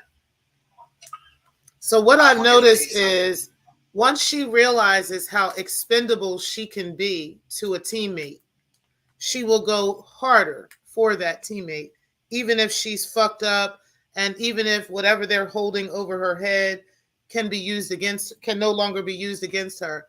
This is stuff that we see in our sector. Now, I'm not saying that this is true about Larry because I don't know, right? All I'm saying is there's some real similarities between what he's saying and what we see with AAS and the AFW with her, okay?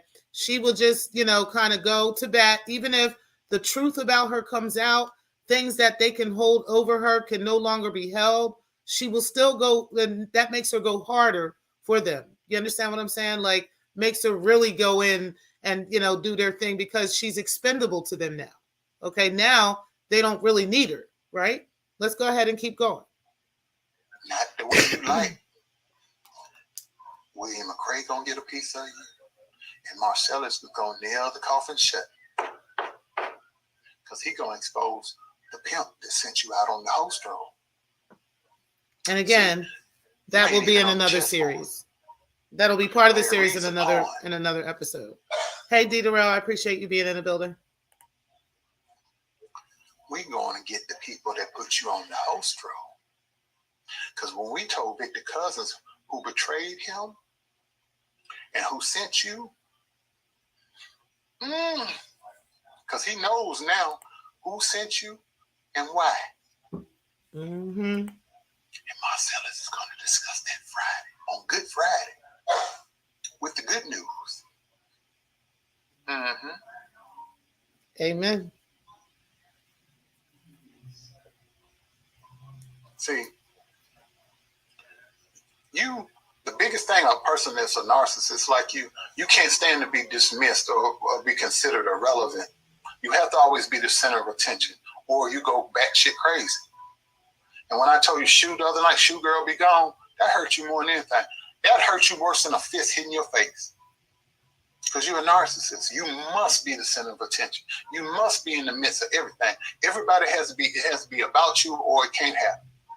That's what happens with Larry. That's what happens with Conscious. Y'all all together because y'all all alike. But some narcissists can't coexist. They can't. And see, he's the big bad narcissist over there because he has dirt on you and Jive. And y'all are unwilling participants because he blackmailed y'all. He blackmailing you. He's got Jives by the balls because it's stuff that Jives don't want told or known. Plus, Jives is broke. Again, all statements are alleged. So y'all got to play ball with him. I don't know any of this stuff. He brought Miko in because Miko and Jives are joined at the hip. And that narrative, the lie y'all told, I abuse women and children. So he put that out there. Then I put up the inbox messages where mother of my children told Jives and Andrea, don't contact me no more with that lie. I'm not going to be a part of your lie. Remember? Remember when I put that up? My. Y'all remember that? Y'all remember that right there? Andrea Garrison and the mother of my child. I'm gonna post those receipts. Don't bother me no more with that foolishness. I'll post the receipts. And then Jazz tried to hit her up. And I she will sent post them the straight too. receipts. Sent them pack. Matter of fact, I'll post. So all the receipts from today's show, I will post on the community wall. I'm going to post the photo of Breaking the Culture's Facebook page showing that she's trying to sell sex. And I'm also going to show the photo of this. Okay. And I'll just put this on my community wall so that you guys can see for yourselves. And yes, he is a content creator in the church sector. See, Larry Reed's supposed to be a preacher, but your closest partner in crime is a person that practices witchcraft. We're just learning about this practices stuff. Witchcraft. His bogus college degree is in astrology. She is very much hated in all the church over the realm, place. Nobody likes Bernard Jordan, the self-proclaimed master prophet. When you go to his house, he expects his own wife and kids to call him master prophet in his house. How would I know that? Unless I talk to some people that have been there. But this is who y'all are affiliated with. Mm-hmm. But yeah, Andrea Garrison, you've been doing the prostitution thing for a while with this particular preacher. He set you out on preachers that he wants to take down and destroy. He sends you out. He sends other women out. I know one of the women he sent out because I used to work with her in the film industry. Mm-hmm. Small world, ain't it? When he wants to tear a preacher down, get some dirt on him, humiliate him, he sends y'all out. And you the nastiest one in the bunch because you into that bondage and beating and girls and guys. Okay, I didn't know that either. So they send you out more. But I have some information about him. We're going to talk about him in another episode. How does a woman like Andrea Garrison, who's not in the church world and she freely admits it, how does she have so much interaction with preachers? Preachers pass girls around like joints. Yeah, but here's the thing: when they sleep on women, you can't send a cease and desist letter to somebody on behalf of somebody else.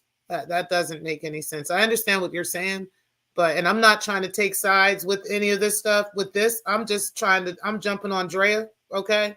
But I'm just letting you know from a legal standpoint, I can't send, for instance, I can't send D. Durrell a cease and desist letter on behalf of you, right? You have to send that letter, or your attorney has to send that letter. And if he's not an attorney, then he can't be hired to do that. So, okay, I hear you, but all right, let's go ahead and keep going.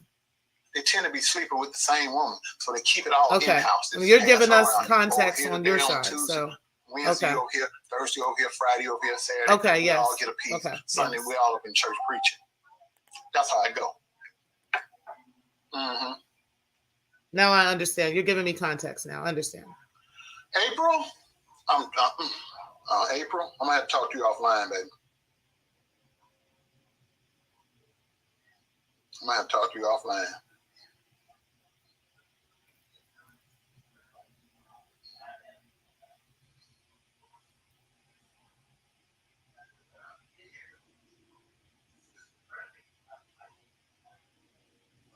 Oh, Lord. See, shout out to you for the truth. I got to deal with this. Shout out to you for the truth. It was all for content. Here. So, another narcissist thing. So,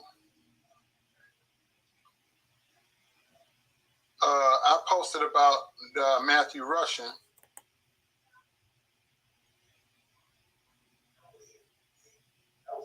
So, Conscious want to tell people he's in the airport, get ready to fly out somewhere. He ain't going nowhere. He ain't going nowhere. He just a fool. He goes somewhere he need to go to doggone rehab. But anyway.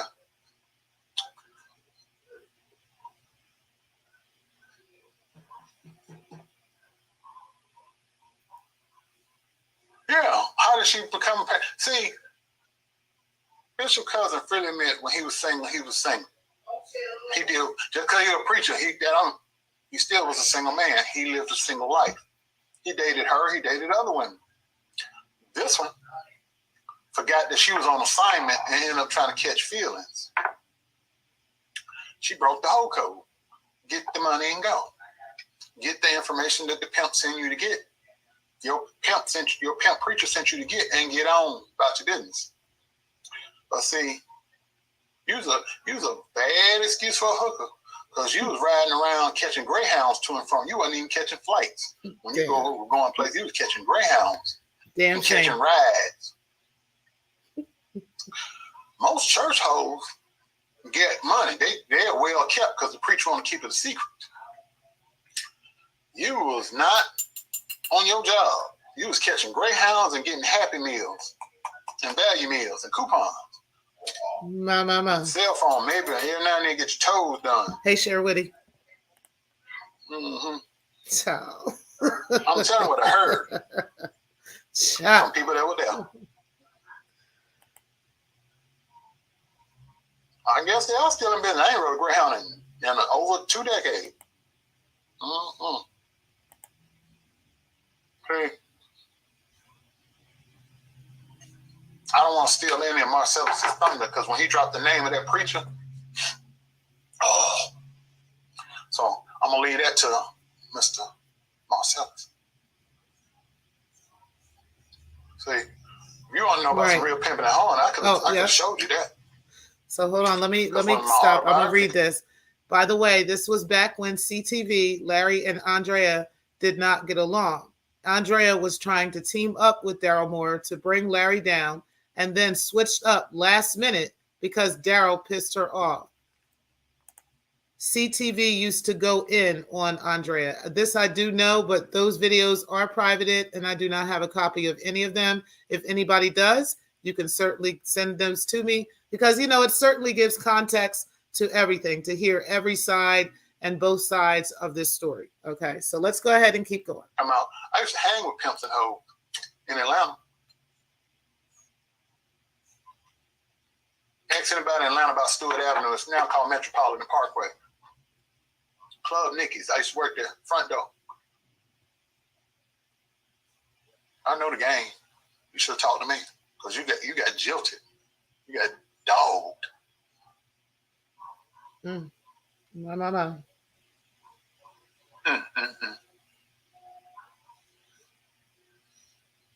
So this preacher, when he wanted to get dirt, or if he wanted to knock somebody out of the way so he could try to ascend in his denomination, he put you out. Okay, so I'll go over that. Mainly you, because he knows he count on you to go down dirty in the paint. That's you. That was you. Off again, on again. When the man realized you was crazy, and he said it to me and Marcellus on the phone. He's like, when I realized you were crazy, after that whole fake baby dying thing, I left her alone. And every now and then when you got on the road with that boy, you stole that boy counterfeit money, you come down there thinking he was going to let you stay in his house. He's like, no. I wish you well. I wish you and your children well, but I wish you well. Can't come over here. That's when you got mad and decided to bring him down. You lied on that man because he didn't want you. Yeah, he took you to Miami 2 times, blew you back out a few times, sent you on your way. Then you lied and said you were pregnant and miscarried by him. That's a lie. Because you're going to look real stupid when you say, because when you say that in open court, but you ain't going to never come to the court because you got warrants. You can't show up to court. So they're going to throw the case out because you can't show up to court. A man that's being accused of something has a right to face his accuser. You can't show up because as soon as you walk in a courtroom, click, and you're going to be held without bond because you're a flight risk. And they're going to quarantine your crazy ass because you're from New York.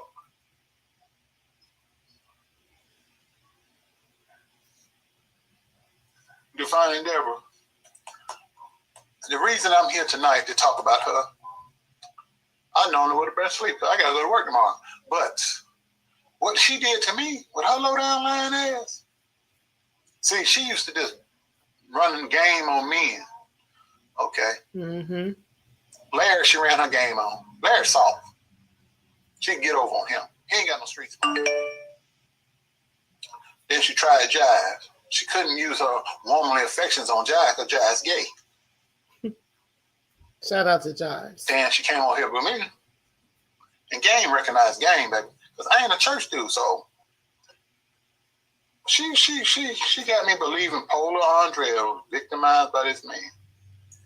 But the good thing about that, and I apologize to Miko because Miko had you pegged all along. Because see, Miko from the block, and she saw your bullshit. Right. And nobody was looking at Miko and believing her because everybody, you painted her as just being jealous of you, and Miko's crazy and all that. She might be crazy. She might be jealous. I don't know. It's funny, Knockout. I'm just going to say this for you because I'm sure you know the history. But Miko's story, like with Breaking, reminds me of mine. It's just not as deep, right? Like I didn't go as deep as Miko had, but my story and the end result most definitely reminds me very much of Miko's story. And that's just what I got to say about that. And I'm pretty sure you can corroborate that, and others could too. Is buying your bullshit, but it was the way she delivered. She's like, something don't smell right, and she's loud and confrontational, so people just dismiss her as just being angry or whatever. Mm-hmm. But with Marcellus, Thank you. That's what she tried to do with me. She tried to make me seem like I was this black, dusty, loudmouth bitch that's jealous of her. That is what she did to Miko. She did the same thing to me. It literally mirrors the same thing. Miko just went harder on the situation. Like it was a lot of other shit that we'll talk about this in another series. But yeah, it was a lot of shit. You said they were just they just were never cool. That's why her stabbing you in the back is so polarizing to the church sector. Exactly. Like you guys have, and it wasn't just me in this sector now. Now we've got Propane.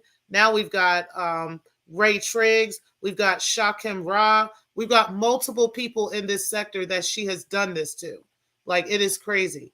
You said Miko did go in on her. If her videos were up from back then, everything you're saying is true.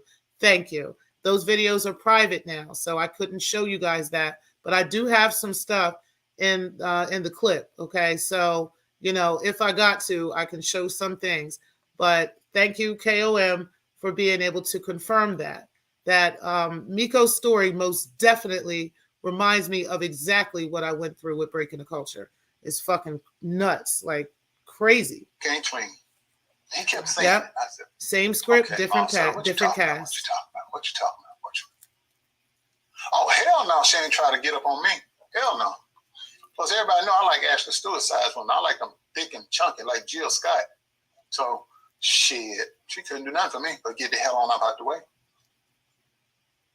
Plus, see, my youngest child, 17. I ain't trying to be nobody raised on little bitty kids. And I'm 50. By the time them kids get high school age, hell, I'm drawing a pension. No. She sure did. She tried to put a wedge between us.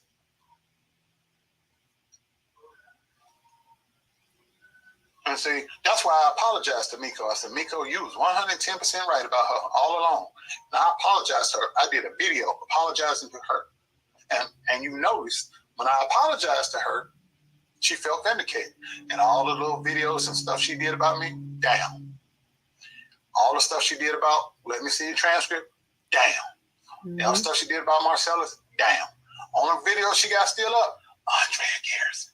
Those are going to now. Go look. She leaves me alone, I leave her alone. That's where it stands. Now, I apologize. She never came back public and said, well, I accept your apology now. But I knew she saw it because she left me alone. I was like, you was 110% right. And I said, now, I told you the other stuff you said and aborted fetuses and all the other stuff. I'm saying that I beat up my mother and my children and all that. No, I didn't do that. But she ain't never apologized for it, but she took it down. So that's good enough for me. Deuces. I don't care. Yeah. Define endeavor, you really helped that young man today. I really thank you for that. Exactly. You gave that man a chance to get a fresh start. Yeah, she took him down. Made you, she sure did. I ain't gonna bother her, long as she don't bother me. That's where we stand. But see, that's how me and Conscious used to be. Me and Conscious were never friends.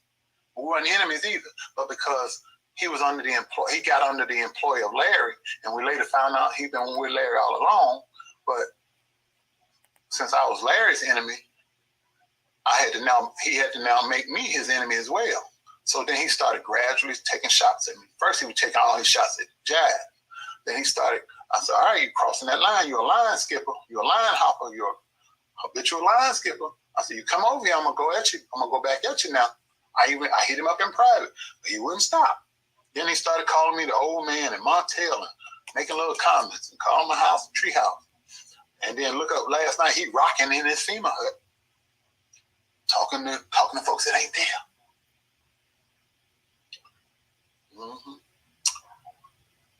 You reap what you sow. He was out here saying I was mentally unstable and deranged and violent, and look what you did in one day. You assaulted somebody. You had a full mental meltdown on YouTube Live. Mm-hmm. You're sitting there rocking back and forth with a red flash light in your face. Mm-hmm. Hey, Teresa. Read what you sow. Andrea Garrison.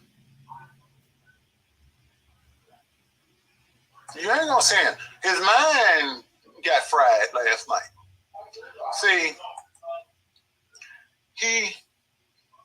what he did, he abused this man and figured he was gonna drag this man and paint the narrative like he tried to paint with me. Oh, he crazy, this, that. And I beat him to his game. He never figured out that young man would have the presence of mind to record them argue. You know it. And him being assaulted. And I got the guy. He called me. He said, Mr. I want to say this too. Mr. Moore. Since I have been doing this series on her, like since I really started going in on her, there are a lot of people behind the scenes that hit me up as well. Okay. There are a lot of people that you guys in this sector do not see. They do not drop out of the clouds. They do not come in the comment section. They don't say anything. This is why I am very confident in doing this. Okay. You guys have no idea how many people do not fuck with this bitch. Like, she didn't know that I knew. She didn't realize how deep this is, how much I actually know. I'm not just talking shit, okay? She can keep calling my bluff, and the more she does, the more I'm just going to reveal. Like I said, we can do 60 Days of Hell, Chronicles of a Dungeon Girl, Vixen Chronicles. So I don't know what I'm going to call it yet. I think it's going to be 60 Days of Hell, Vixen Chronicles. What you've been saying, I've been watching your videos. I don't watch Davion's at all, but I watch yours. You've been telling the truth. And he was there when Davion created that bogus video. He said, I didn't watch it, but I saw him when he was making it. So he tried to put it on Fennell, trying to throw me off the trail. The only thing that David Fennell has in common with Larry Reed is that they go back over 20 years. Because when you do a background check, his name pops up and where he lives and his phone numbers. David Fennell. Yeah, he was all up in that FEMA hut last night, rocking in the dark. Is Larry gonna cut your lights back on? Listen, I don't know about any of What about this. them two guys you got in that house with you doing dope? They gonna help you with their light bills? Are you gonna have enough money to pay your godmother back who bought that house when you got it in foreclosure? And she told you that as long as you paid it off, you can still stay there. But if you don't pay her back, you getting out. After you took out a second mortgage on that house to help you on your boo things, jump his rap career off, and he took that money, went to California, and ain't looked back. You reap what you sow. Andre Garrison, that should be a lesson for you. Everybody that attached to Larry Reed, something bad happened to him. Hey, not the one. And so you turned on me. That's why this is personal. You made this shit personal. Okay. So you're vouching for the video. You knew you were all right. And you lied. I didn't see the video, so I don't know. You told people you was afraid of me. You weren't afraid. But I have somebody that is a credible member of the conscious or the church sector that is verifying that video. So how could you be so afraid of me all of a sudden? 3 weeks ago, you had your fiance gonna help me. You don't introduce nobody to your fiance if you're afraid of them, or if they're violent, or if they're mentally ill. That means you're bringing that person into your personal space, into your life. So if somebody is deranged and mentally ill and violent, you do whatever you can to keep them away from you, not bring them into you. See how that works? See how that works? I ain't yelled at nobody, I ain't cussing. 3 weeks ago. Wasn't even 3 weeks ago. No? Sure was. It's 2.5 weeks. Not even a full 3 weeks.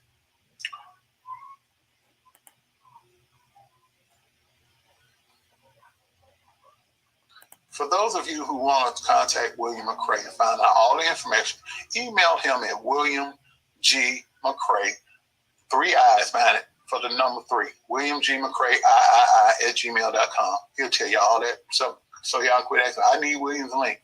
Email William G. McCray, 3rd @gmail. Instead of the capital I's, use lowercase i's @gmail. William G. McCray, @gmail. That's his email. That's how you reach him. He'll give you everything you need. So back to this church industry hooker. You got a teenage child. I'm stuck on that. 2. That's my piece in this tonight. 2. And then I'm gonna let and William McCray get you. But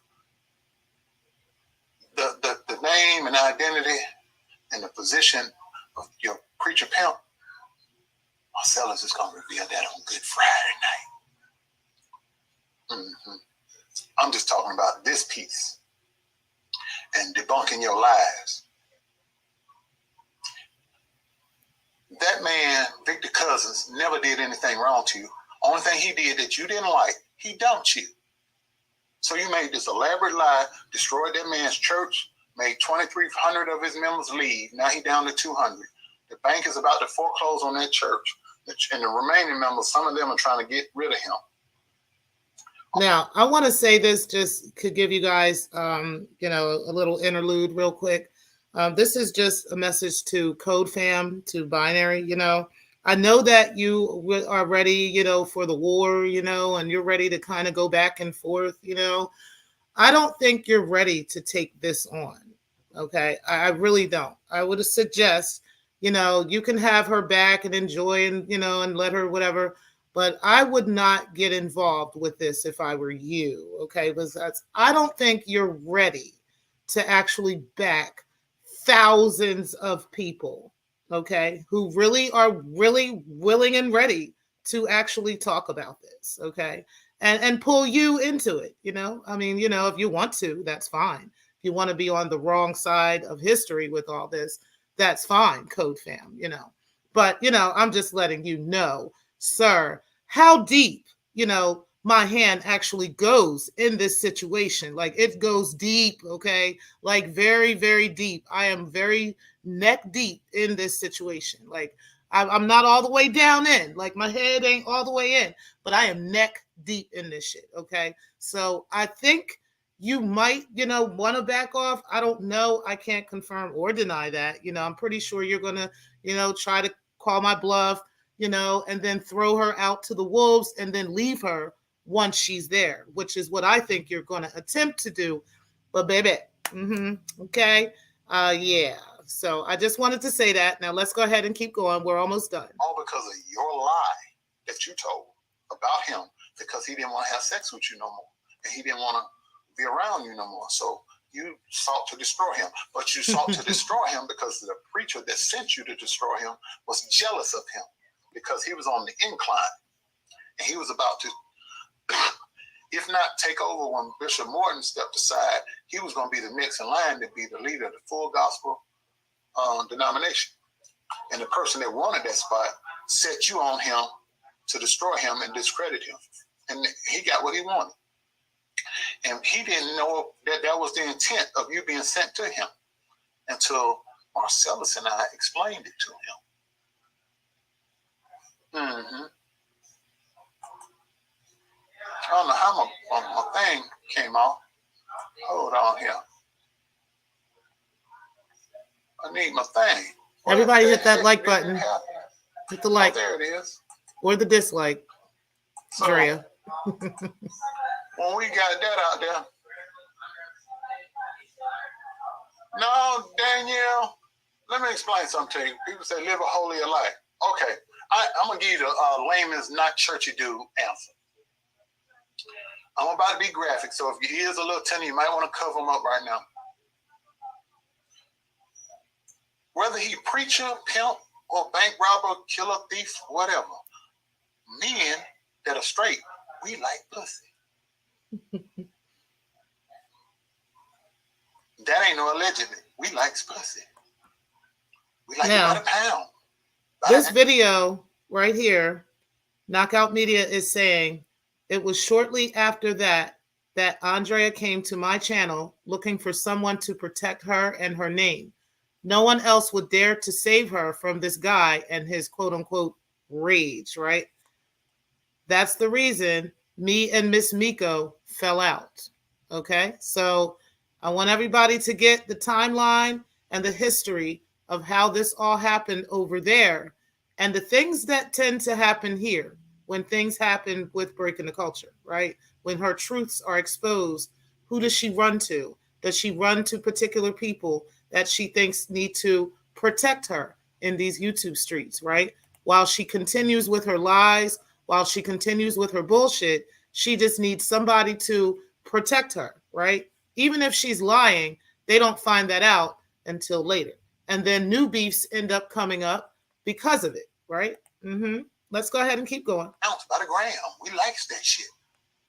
We're going to get as much of it as we can while we still above ground, breathing. So, I don't knock nobody for getting laid, because hell, I like getting laid. If you're a preacher, that don't stop you from wanting to get laid. That's just street dude analogy. I know that ain't the churchy folks, because I know some people gonna come in with Bible scriptures long as my arm, but I like pussy. Sue me. I like pussy. I'm gonna get as much as I can before I die. Yeah, bishops should be blameless, but who among us without sin cast the first stone? Now, to me, guys, he don't sound raged and angry and scary. He don't sound like any of that. He sounds like a regular guy just having a conversation about a situation that's going on. I ain't above sin. I got dirt with me. I'm not gonna look at the splinter in your eye and ignore the plank in mine. I got my own dirt. I can't judge nobody. I ain't got no nails in my hands or my feet. My side is not pierced. I can't walk on water, turn water to wine. I'm not Jesus. So I sin just like you do.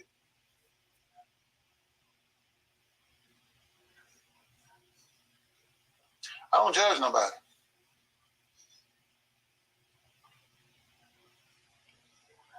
Because truth be told,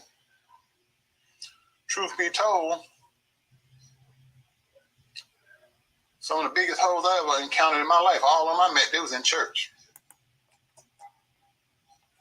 And I got 50 years worth of experience. Well, I lost my virginity about 36 years, 36 going 37 years of getting some good quality ponytail. Most of them freaks the best freaks I ever had came right about the church.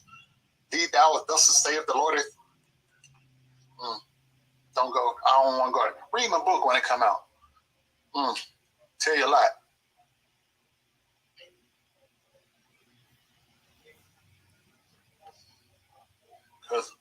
Cause I don't. Anyway, I don't know how I got sidetracked on it. Anyway, that hooker did her assignment, tore the man down, thought she was gonna. She got the dirt on him to create a scandal, but then she got mad because she couldn't make no money, some side hustle money, so she concocted this idea. But her boy, gonna pretend like you blackmailing me. His cousin didn't even know that guy. That was her photographer for all her money. He said, the guy was her photographer when she was trying to get her modeling career off the ground. He the one who took the pictures for her. I don't know this dude. I met this dude through her. And when Marcellus talks Friday, he'll verify everything I'm saying right now. That was his exact words. I didn't know that dude. He said, now myself, Photon, and Shak and Ra have all met this photographer. In fact, no, he didn't say the dude. He said, I didn't know that boy. So that lets you know there's an age gap, big age gap. See, I'm 50. I'm not going to be hanging around somebody that's 35 and under. The youngest person I probably would be rolling with is somebody like 45. Just in my close internet circle, like my running boy, my boy, 45, young as you're going to get. Somebody in their 30s, no, I'm going to be your daddy. What you want? What you want? What you need? Sit down, let's talk. That's how, even though you're a grown man, in my eyes, you're a young fella. They weren't friends. They barely knew each other. And he only knew the man through Andrea because that was Andrea's friend. He got set up from the word go. And when we told him what had been done to him, there was a long pause on the phone. He was like, I looked at this man like a older brother, a friend. I never thought he would do that. But he said, I can't say I'm not surprised because that's his MO with them women.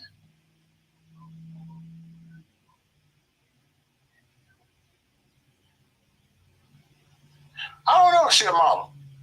See, like I said, like the grandma said and Victor Cousin, they both had the same story. 90% of what come out of Andrea Garrison's mouth is a lie. So you don't know what's true and what's lying. Verify everything when it comes to her. Check them court cases. Check your sources. She claimed to be modeling on here, there, everywhere. She is registered with an agency, but anybody can register with an agency. Mm-hmm. Oh my God, he keep getting me up on his phone. And them pictures are very lackluster for a model. Oh, okay. And the model actually on here actually says that, how subpar those pictures are. And they are. So, my thing is. For an NY model, a New York City model. That's my point. See, when I look at your stuff on Facebook, I'm going to talk about you. Yeah, this person says, hold on, let me look at it and read it. They said, I model. Her pictures are subpar and shameful to be in New York of all places. So. I sure will, April. When I look at your stuff, I knew right off. You paid a quality photographer to take your pictures, set up them and surround it. Then when they did the photoshopping and tweak everything, color corrections, all that, you spend good money on that. And you're a professional. Without me ever speaking to you, I just knew. But because I'm a professional actor and I look at someone else's portfolio or their headshots, I know what I'm looking for. Just because somebody said, oh, stand right there, click, click, click. No, there's more to it than that.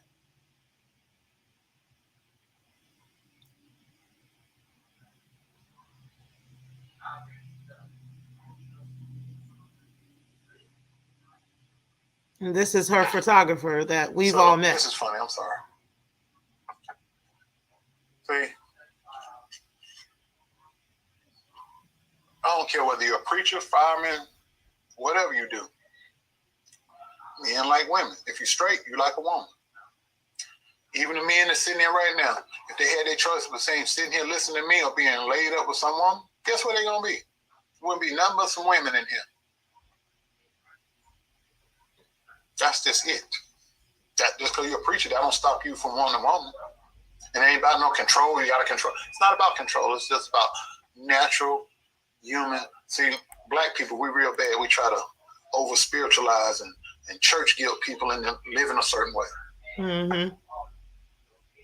I said that in one of my videos about this. Or the times I go, most of the church is filled with single women with kids. So since we judging the preacher, judge the congregation, because half of them is single mothers. Over 2/3 of them are single mothers. So a whole lot of judgment could be passed around pulpit to pew. Hey, that's just being human. And if you ladies right now, I guarantee you had your choice between listening to me talk about this hooker or somewhere right now and getting you a stiff one, guess where you'd be? Your ass be logged the hell off. So don't get in here and get self-righteous.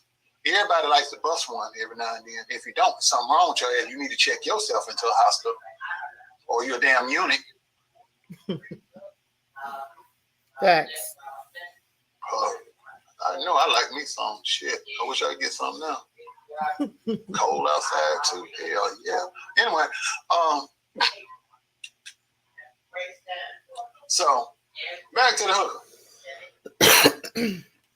I'm still hung up on the fact you got a teenage child in Ohio, less than 4 hours from me.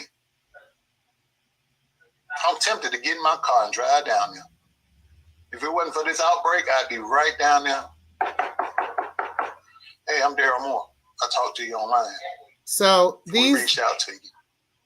Can we talk to you about Andrea Garrison? So these jokes and stuff that he's telling is what she tries to use to try to paint this picture that this man is stalking her family and stalking her and doing all this stuff. Like, for real. Like, she's serious. Like, oh, she got warrants and all this stuff out for him because of all these harassing things that he's doing to her and all this other stuff. Like, bitch, if you don't sit down. I'm tempted to get in the car. Only thing saving your ass, kill me. Only thing saving your ass, we got an outbreak going on. I ain't trying to die to find out about you like that. It was COVID at the time. So everything's on the computer.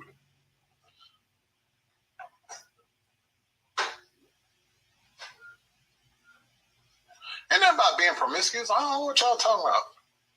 Shit, I just like, hell, shoot me. I like titties. Shit, ain't because I can't control myself. I'm going to go on a rampage. I just like a naked ass woman. Shit, that's what I like. Ain't shame. You ain't going to make me feel shame about it. I like pussy. How your mama now? You ain't think you're going to get this uncut. Yeah, I'm back to the stand-up comedian, Daryl. I like pussy. About a pound, about a gram, about an ounce, about a kilo.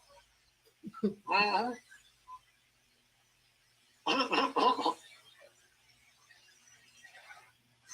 But, yeah. Thank you. That's right. Get your song. Get your song. Reach out and touch somebody. Warm, fiery bosom. Praise him. Oh, anyway. Can't be serious all the time. Damn. Sometimes you just got to be happy. Word. That's right. That's right, Miss Edward. That's right. Move some punch up in there. Make the world peaceful. The world be a better place. Everybody be happy and calm, nerves calm. Ain't nobody gonna get shot. Nothing. Just get you one. Get your rocks off. Yes. Stress-free living. Stress-free living. Get your some. Get your some. That's what's wrong with everybody. All uptight and angry. All that backed up anger and rage and tension. Yep. You're right. You're right. Oh, yes. Because I can tell you, some people need monostat, the 7-day treatment, not the 3-day. So Again, that's the time when Let Me See Your Transcript had said a comment. It wasn't That's that right. comment, but I'm all right. he had I'd rather ask highlighted for it. And forgiveness these are for things she my tries to urges and use. desires than to be sitting there mad and angry and rocking around, hearing voices of people that ain't there. I love you too. I love you too. Thank you. Anyway, back to this hooker. How you gonna? Men sometimes walk away from their children and be just sorry like that. But a woman, you carried a child inside you for 9 months, went through the pains of childbirth and all the hormone changes and everything.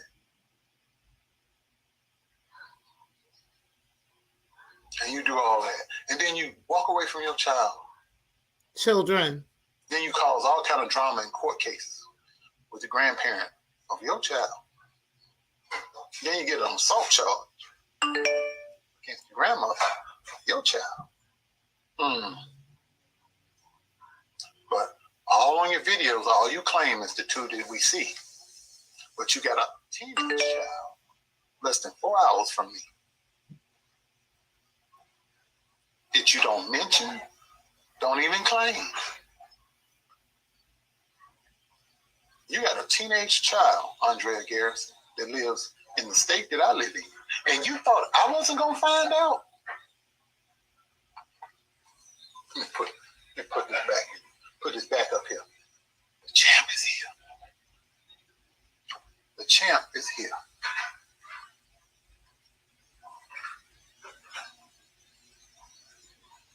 You thought the champ wasn't going to find out about your child? The undisputed. The one that got Larry Reid and the Breadbasket Committee running scared, flagging videos falsely. You thought I wasn't going to find out that you had a teenage child in my state where I live? The only reason I ain't got in the road and went down there is because we under a pandemic, a worldwide pandemic.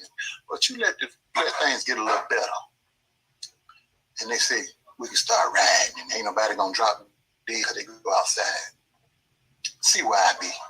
See who I end up taking pictures with and sending them to you. I ain't gonna put your child on social media. It ain't the child's fault that you ain't about shit. That child didn't ask to come here. You busted a nut and made that baby. See, Victor Cousin's mistake was the first time he left you alone, he should have stayed down. He got his rocks off, popped a few off in you, had a good time. Should have left it alone. When he found out you was cat shit crazy, he should have left you alone. But he lived, he learned. Luckily, he ain't got no babies by you because he can't make no babies with you. Because he, just like the old man right here, fix, because we ain't paying nobody no child support. And we strapping up so we don't catch them nasty women diseases. And rubbers. Yep.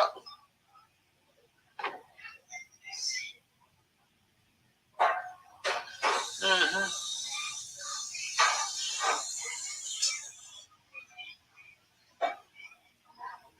See,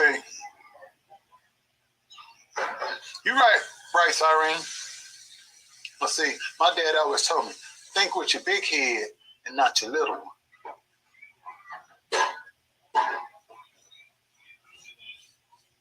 And you'll never get in trouble. And every time I didn't pay attention to that advice, I had problems. I had a stalker in my day. She put a dead animal in my mailbox. Oh my God. Crazy as cat shit, just like you. My Lord.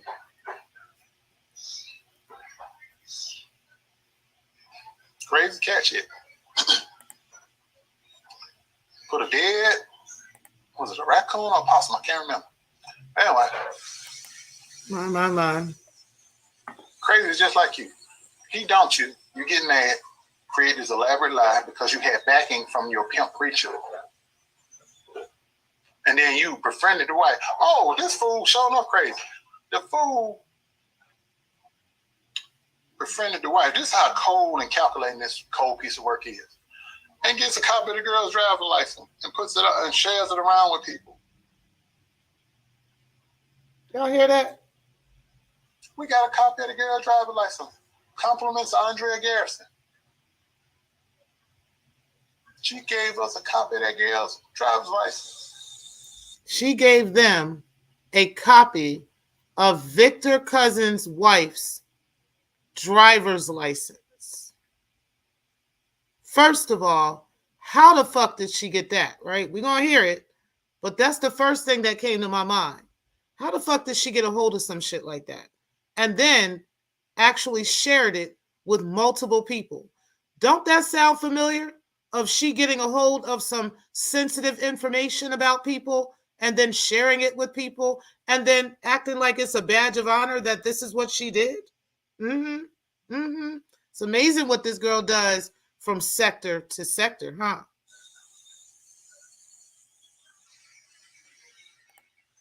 Child. That's how corrupt this woman is. We already know she's been arrested for writing bad checks and fraud, counterfeit stuff. She got a copy of the Victor Cousins' wife's driver's license and gave us a copy. We got a copy of it from her. When she liked us. When she liked them. Oh, yeah, I know. William McRae is coming.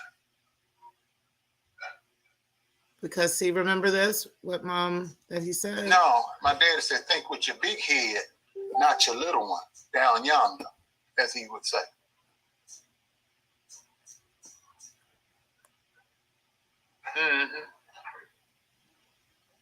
See, you got a teenage child that you don't claim, never even acknowledge exists.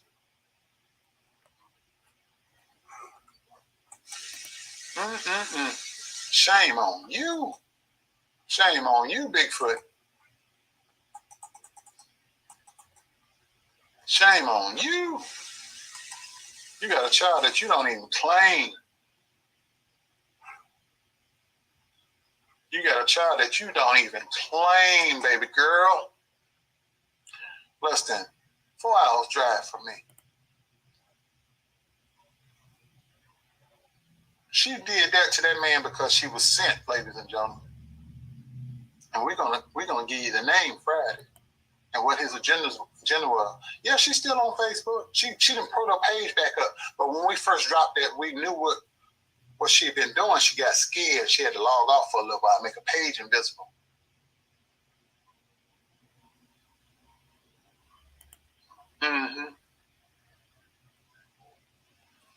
Yes, they were. Now, I want to say this. I cannot speak about Conscious TV. I can't even at this time speak about Larry Reed, right? I have my opinions about what happened regarding Levantre. I can't speak on anything else. I can't speak on Conscious TV and what happened with that. But I am definitely with you on the whole A-team being 100% correct in regards to Andrea. And I think that goes across the board. If I'm not mistaken, I could be wrong, but if I'm not mistaken, I would believe that Larry Reed and Conscious TV would also confirm and claim the same thing. Also, I want to say this. The Official Kingpin had a show one day where we guys remember where Drea was on the show and she was trying to cape for Larry and stuff. Larry Reed was actually in the comments section of that video and said, these people do not represent me. And he made that very clear that Drea does not represent him. Okay, so that was something that I want to make known and clear. If I can get a hold of that, I will make that part of the receipt show or part of the receipts when we actually put the receipts and stuff up. But yes, he does not fuck. I don't think they fuck with Drea as much as she would love all of us to believe, because they know how much of a snake she is as well. She has snaked both sides of this situation. So you said Larry is too passive to admit it, but you can see how he keeps his distance. Exactly. He most definitely keeps his distance from Drea, for sure. And then you said she really did lie to him about that $600K. So Knockout is in fact confirming $600K that she was supposed to be, quote unquote, given to Larry from this Victor story.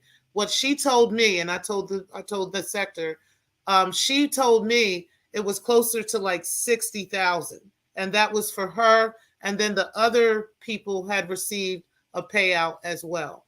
So it sounded believable to me. The rest of 600,000, I would have been like, damn, girl, well, how come you driving this and your man is driving that? Like, because her man drives a nice, I forgot what he drives. It's like I want to say it's a BMW truck, right? He drives something pretty decent.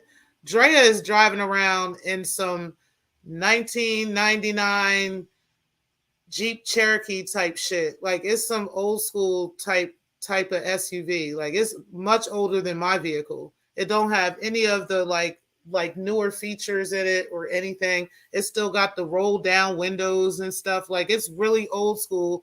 And her man has a really decent vehicle. He drives, and she never drives it. She drives her car. Because when we were going around New York, because I didn't bring my car, and the reason I didn't bring my car to New York or any of my trucks to New York is because, first of all, parking is crazy in New York, right? So if we were going, she lives in North Jersey, but parking is crazy even there, right? So there's no point in me paying for parking if I'm only staying for a day or two, and then I can hop on the train and do whatever I want to do. It's not even that deep, okay? So she tried to make it like, oh, I came up there because I'm broke, and I know, bitch, like who, like it would cost the same amount to actually take the train than it would for gas, right? So that's irrelevant. It was about the parking and finding a space and taking my car around the city and actually trying to find parking. I'm not doing that shit when I can get around like that easily up there. Leave your car at home, honey. That's what people do when they travel back and forth to NY, unless I plan on staying for a period of time or I know where I'll be parking at. That's something different. Like if I'm staying at somebody's crib or something like that, and they already have designated parking for me. They live in a high-rise apartment, and there's like a parking garage at the bottom of their apartment, and you'd have to drive in like inside and find parking, and they don't have any parking for like guests or nothing like that. You'd have to pay for that. Why would I do that when I can just leave my car at home and be on foot with her? Like that's exactly what we did. And we got in Ubers and shit like that and rode around the city. So, I mean, hello, yeah. Oh, my bad, Danny's apartment, right? You said Larry went and brought a range, assuming she was going to come through. That's wow. I don't know why anybody would even like. To me, that's a bad business move. Period. Right? I'm not going to drive. Like, shout out to Darrell, the Godfather, who went out here and bought that range and dropped his money on it. His money, like he ain't waiting on nobody else's money to come through. I would never ever do anything like that and put myself in debt like that. Ever, ever, ever, ever. And then you said he has a Rolls Royce Cullinan. They started 300K. Yeah. You said she was trying to flex with Danny's Lexus. Okay, yeah. So it's a Lexus truck, but she has like this old school. It's white. I mean, tell her to show it to you. Like, it's white and it's got like wood grain on it inside, and it's just like really really old, and it's dirty as fuck inside too, and it's still got like the roll down windows from like the yeah, child. Like, okay, I mean, and I'm just telling y'all what it is. If I find the vehicle, I'll show y'all a picture of it. Okay, but it's old school as fuck, and Danny didn't even upgrade her car. Like, that's how crazy it is with this lifestyle she claims she living. Danny didn't even upgrade this bitch's car. Like, that's the crazy part about it. Okay. Yeah. Danny's apartment. Okay. Her whole life is financed by dude. She wouldn't have 1/6 of what she got if it wasn't for him or anti. Okay. Now, because Larry ain't fucking with her no more, allegedly. Okay. You said, oh, I believe you. She's a telemarketer. She doesn't make any money. And when I told y'all she's a telemarketer, y'all didn't believe me. So yes, that's what she does for a living. Okay. I think she just recently got another job at like some hospital or something, and I don't know what she's doing there. But that was before me and her stopped talking. So I think she recently did get another job doing that. But that's because she actually does pay child support to these kids, right? So she has to keep up with her child support. And I think there was a time, if I'm not mistaken, that the state had picked up that she wasn't paying.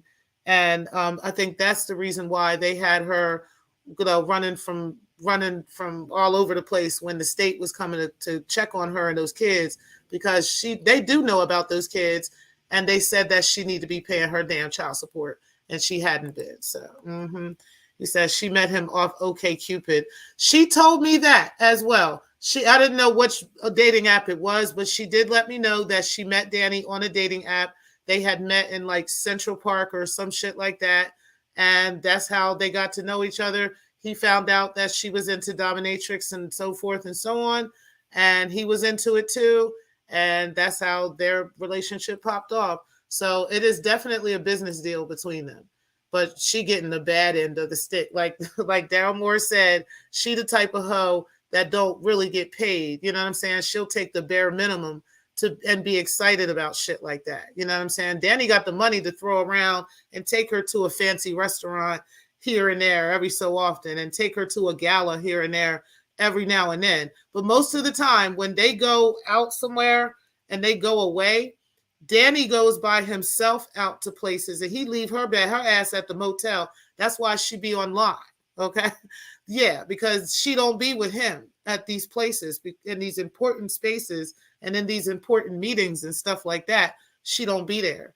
But yeah, so you said she tried to claim. Oh, you said, yeah, hey Carla, I appreciate you being in the building. You said, oh, yo, on the low, Danny could be in danger. This evil trick could end him if she feels betrayed. Yes, definitely. But Danny is a very powerful Jewish man. Now, I will say that.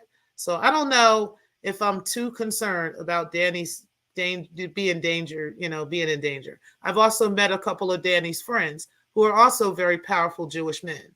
And I think that she has more of a fear of that than she would for anything. So, but I hear you though. And if it was a black man, yeah. But she has a fear of certain people and certain things. And we'll get into all those things at another time. Like I said, I've got several things. This is just part one of this series that we'll be doing. And yeah, so yeah, there's a lot of stuff with her. There's a lot of shit with her. He says she tried to claim she was working at the White House before I stopped answering the phone for her. Sounded like Jaguar Wright. Oh my God. She's never told me that, but she did tell me that she had these senators that were working with her, and they were trying to get this law passed that Daryl was talking about.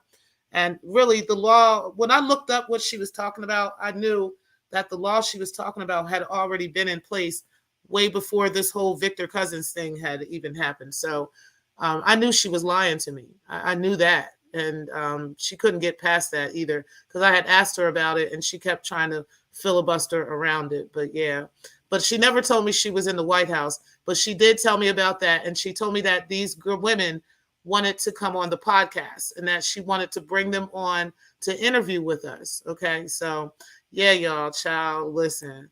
I don't know what's up with her. You said desperate folks do desperate things. Okay. Child, don't make no goddamn sense. You said she told me a story about kicking him out of his apartment for 3 weeks and making him come visit. Dude is pressed because he's successful, but socially awkward as fuck. He settled for her. Yes, but I'm going to tell you now, I've met him, right? I've been around Danny. I actually like Danny. Danny actually, and I'll give you guys let me see if I got the branding up here already. Danny is not, I don't have no beef with Danny for real. And it's not because I'm scared of Danny or anything. It's literally because Danny is a cool motherfucker. Okay. He actually helped with this branding right here. So I'm going to post that brand. I think this is the brand that he helped with. Or was it this one, or was it this one right here? It's one of the two that he actually did. And he didn't do it himself, but he guided me through how to do it, right? And that is how I got to doing a lot of the stuff that I do with graphics and stuff now. It wasn't because of Danny. Like, I was already kind of doing that stuff. And he told me he was impressed with my work. He was impressed with a lot of things that I do. This guy he does everything. Like, I'll put some names out. He does the branding for CVS, Walgreens, because Breaking the Culture has told us this stuff. And there's some other ones too. Jennifer Hudson. Who else? Elf Makeup. There's many. Okay. So Danny is major out here. Okay. And so it wouldn't be surprising for him to run to Delaware every so often because of business and because of how many businesses are ran out of Delaware. A lot of people, a lot of these businesses have dealings in Delaware, and they actually have their businesses registered out of Delaware because Delaware is one of the easiest states to open a business. Okay, so Danny and breaking the culture running around in Delaware is really not a big deal. Like that's not a big deal at all because Danny is always coming down here because he has multiple companies that he works for or that work for him really because he does their branding. Okay. So yeah, and he actually helped me with I believe it was either this one or this one. And then there was some other things that we did too with the shout into the void that I did with him, but I don't think I have any of it up here right now. But so Danny is very good at what he does. And I actually fuck with him, you know, when it comes to that kind of shit. But either way, you know, he's pretty cool. He's not like a bad guy. He actually kind of knows what he's doing when it comes to that. So, and he seems pretty confident in his world, right? Like where he stands. Also in the house, he puts his foot down. He's not pushed over by breaking the culture. As a matter of fact, I saw that when she was too drunk. I could see the change in his attitude towards her. I could see how he didn't like what she was doing, and he let her he made it very known to her right in front of his fucking friends. Okay, so I can't see this bitch putting him out of his house where he's paying the motherfucking bills and he got her two kids sleeping in one room and her sleeping in a cramped up bedroom with him getting fucked in the middle of the night. Okay, and the house ain't even really decorated like that. Like she don't even have like a woman's touch on the house. It looks like a rich Jewish white man lives there. That's what it looks like. It doesn't look like it's her home. It doesn't look like, you know, it's her space, you know, like women just put a certain touch on things and that wasn't there for sure. So no, I don't see that he would even allow anything like that. So that I think she lied about, if anything. You said he's willing in that situation. He don't care. So as long as what she needs to do at night, he'll take care of her and her kids. And that I agree with. I do think there is a business deal there. I think that he is cool with her. You know, he keeps her in line, but he does most definitely, you know, he overlooks some stuff because she's fucking him. Okay. You know, and that's just what it is. And she's definitely willing to do some strange things out here. Okay. Definitely willing to. You said that bill ain't never going to get passed. Okay. You said, wow, just wow. Okay. You said, yeah, knockout media. She shouldn't corner a scared person. They can strike out too. Okay. Just saying. You said, Carla Martin, very true. You said, Danny is extremely talented at what he does, justifies the money he makes. It does. He is very talented and a very nice person, but he's stoic, you know? He's very stoic. It's not like just approaching him, you'd have to know that he's kind, right? Because he don't come off that way. You know, when you meet him, like he's not like that, right? He ain't no pushover, but he is, you know, kind and he's respectable, right? Very respectable person, a person that I would most definitely rub shoulders with in the industry, you know, or I would work with, right, in the industry. I'm not speaking low of Danny at all. I'll be making jokes here and there. Danny's also a jokester, right? That's something about him too. And it's unfortunate that he's dealing with this Vixen. And I'm pretty sure he watches our videos. I'm pretty sure, especially mine, because he's very aware of Black Lounge Divine. So, you know, it just is what it is. And this is probably what's got him cracking down on that bitch lately. And then when he comes in, she got to go, like she did last night on Binary Show. She hopped up out of there without even saying bye to y'all because she already knew what it was. When Danny was outside, you know, doing whatever he's doing, because he takes the kids and does stuff and everything. He doesn't have any children. So he takes the kids and does different things for them because it's not their fault. They're good kids, you know?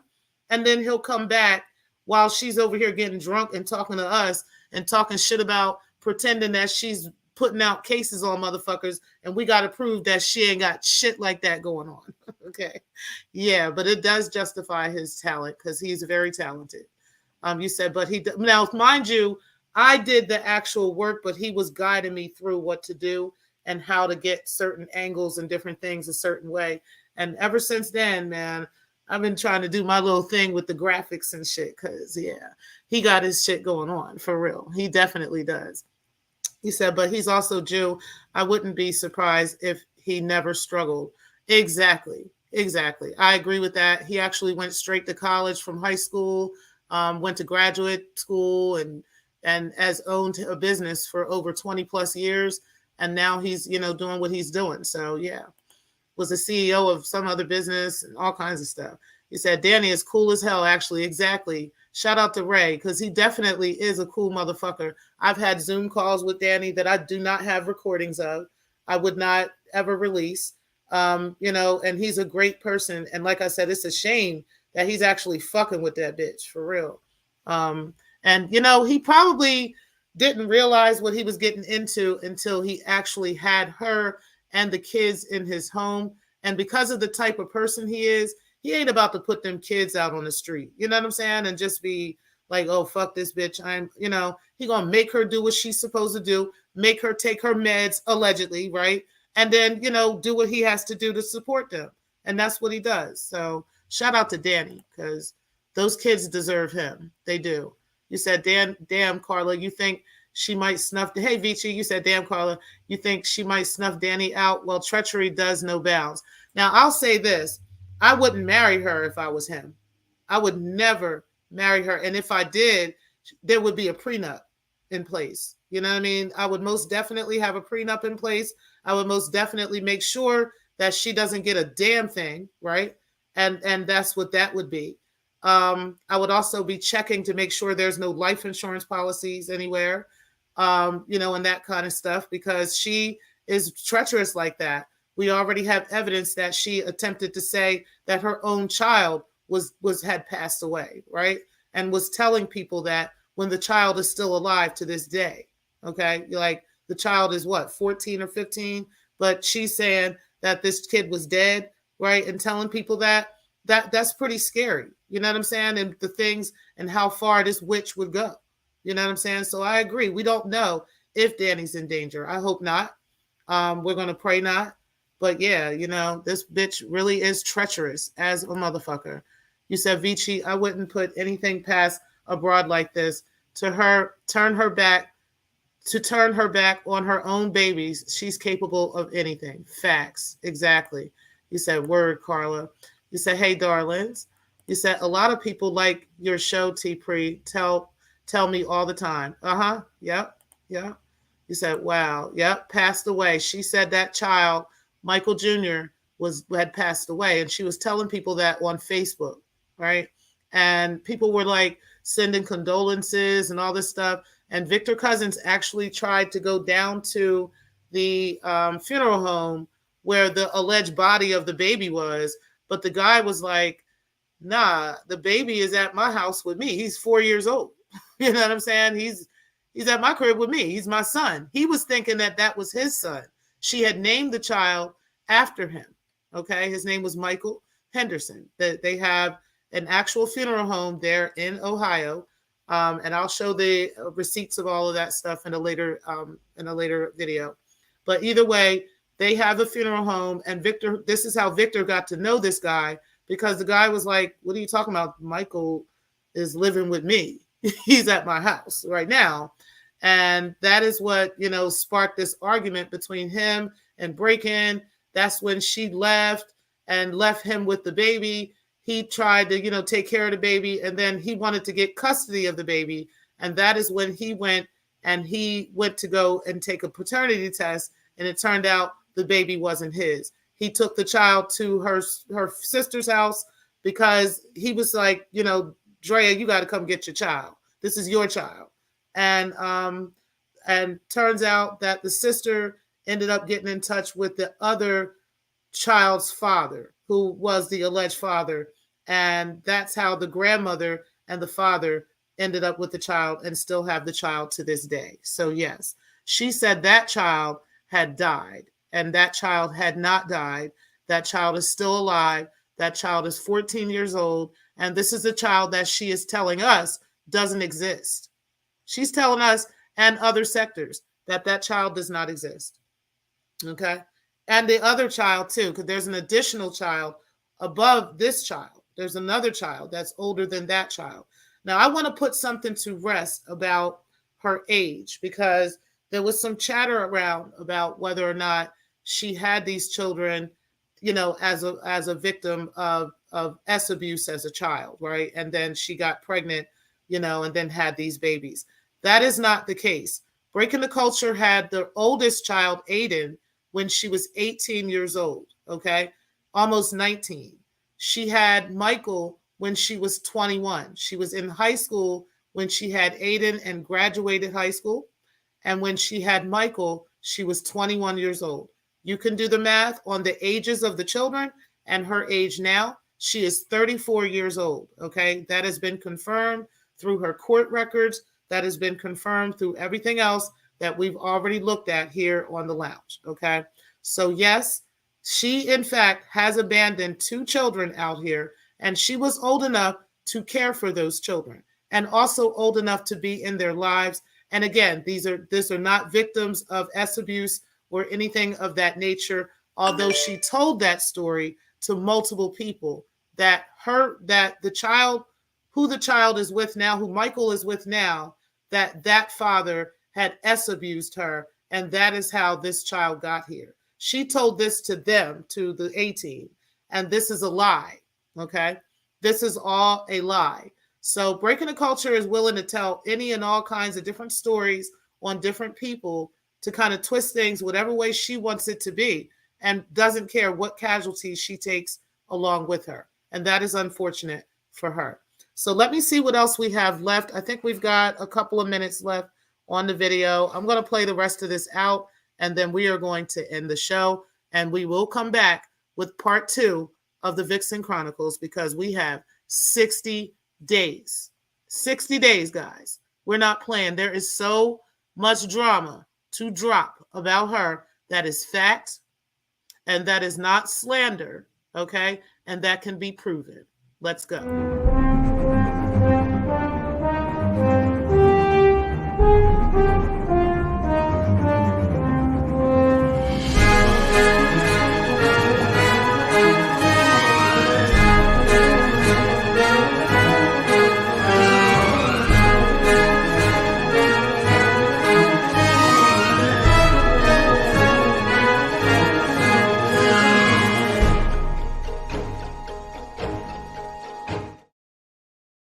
Marcellus is going to expose your preacher pimp Friday and read that text message between you and Larry Reed. And his name is going to get dropped. And then we're going to fill in all the blanks. Because I have some evidence from some people that were there who can verify. Ain't no alleged list. Ain't no alleged list. Ain't no alleged list. What I'm going to drop on Friday, when Marcellus reveals your preacher pimp name, it's going to be facts. Because it came out of your own mouth. Because Larry Reed asked you in a text message, have you slept with so-and-so? I ain't never slept with him. But then there's another 2 women that you admitted that you had slept with this man with at least 2 times while you were sleeping with Victor Cousins. Oh, let me light my cigar. And then the woman that you tried to have, confessed to have a threesome with this preacher pimp of yours, because he used to send you out because he liked to knock them off 2 at a time. I ain't mad at him about that, by the way. But he used to have you recruiting girls come back with you to do him. Child. My. My. He decided you money paying your bill. And then when he was late on the payments, you used to get mad at him and go off. That's how you were getting your rent paid when you lived in the Bronx. But then when you moved to the lower Manhattan, down there by Tribeca, where you live now, you got in there with a good old Danny boy.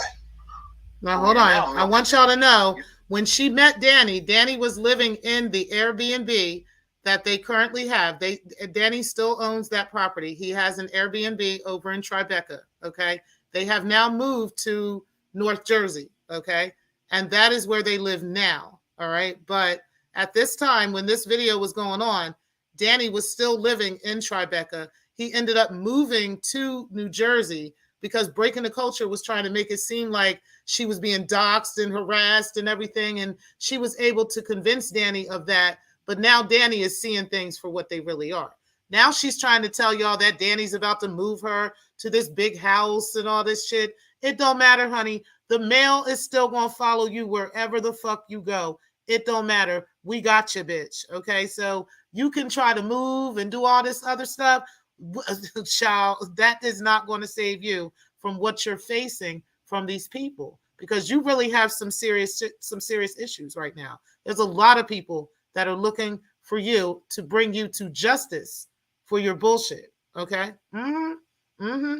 In the land of milk and honey, got you a new stepdad. Welcome to the lounge, bitch. Get on the line for the 2 kids that you do claim. You pretend you're pregnant by him. Anybody seen an ultrasound yet? No prenatal care. You still smoking drunk and drinking wine. Oh, yeah. Oh, Bobby Z. No, Victor's not the only one that she's been tricking off with. I named one earlier in the video. He works allegedly with the FBI. He's a preacher and he works with the FBI. He's out west. Out west. Yes. Out west with the FBI. Child. That's why I said, remember when me and Marcellus made the announcement, have you ever been victimized by this person and Andrea Garrison, you need to email me? Some people took me up on that offer. You know, I'm going to tell you guys something else. I often wonder why Anti-Afro wanted to try to come for Daryl Moore as well, right? Like, she had this energy for him. But then when he put her information out there, he had put out some information about her. She kind of backed off from him, okay? But she was trying to gun for him as well at one time. And I want you guys to just keep all of this in mind while we're thinking about this minister that Breaking the Culture was dealing with, who is not Victor Cousins, who was working for the FBI, who was out west. Let's keep going.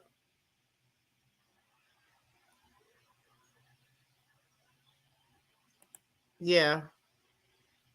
Somebody took me up on that offer. My. Danny Boy gonna be with him at her at all. I think Danny Boy gonna have them. Like, hey, you ain't got to go, but you got to get the hell up on up out of here.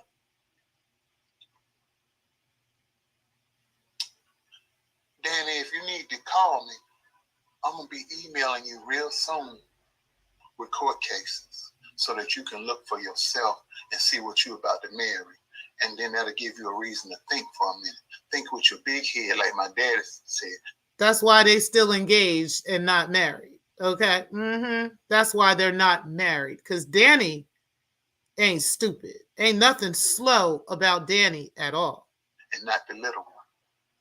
Because I know you're a man my age and you out here got you some black tang, and you enjoying it and young. She kind of semi-young, you know. But I strongly suggest you request an ultrasound or some prenatal care. And when the baby does, in fact, exist and she has it, you need to get a Maury Povich DNA test done. Turns out no baby ever came from this situation. Breaking was running around telling people at the time that she was pregnant with Danny's baby. And it turns out there was no baby. She still ain't got no baby. There's no baby. Okay. She don't even got the older babies. Okay. There's no younger baby. There's no older babies. It's just the two little babies, the babies, in the middle there. But the other babies, they're all absent. Okay. Including Danny's baby. That baby never came to fruition. Okay. No baby. Okay.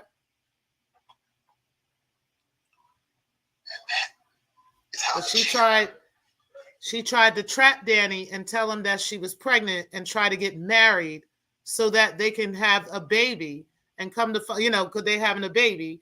And he figured he's not done. Okay. Remains undefeated. See, we're gonna talk about how shit really going in breaking the culture life while she talking about she living this luxurious lifestyle. Go get them. And then what you do after you saw what I do, you go out and lie on me. You tell, let me see your transcript. Girl, I'm afraid of him. He's so violent. He's mentally ill. He's stalking people. You tell that man. Like everybody doing to her over here. Violent, a stalker, and mentally ill in a 3-week time span. What do you think I was doing? Doing meth and just snapped and flipped out? That's what Larry told you to say about me. Because Larry was blackmailing you because he found out about your hookery, your hoeing, and who you was hoeing for. He found out what you did to Victor Cousin. He found out about your child that you ain't claiming.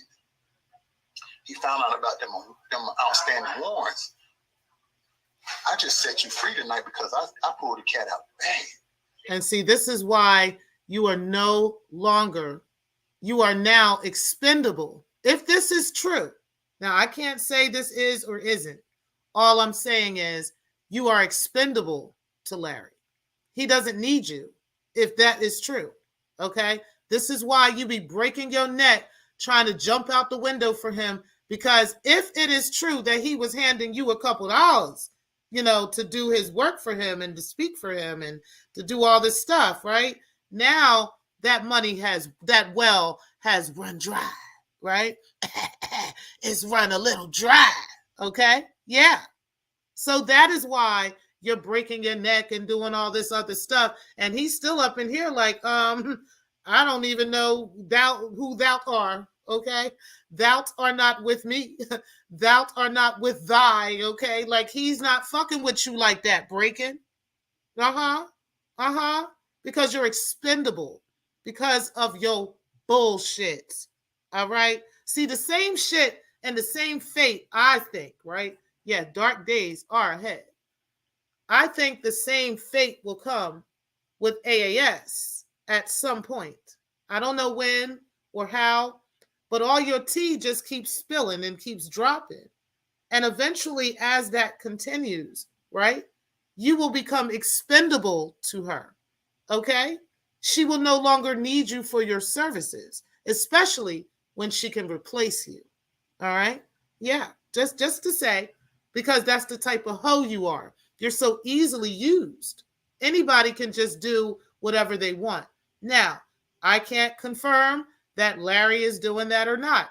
I don't know. But it sounds very familiar with this very same things that you do right here in this sector alone. We're going to go ahead and finish this out. So now he can't blackmail you no more.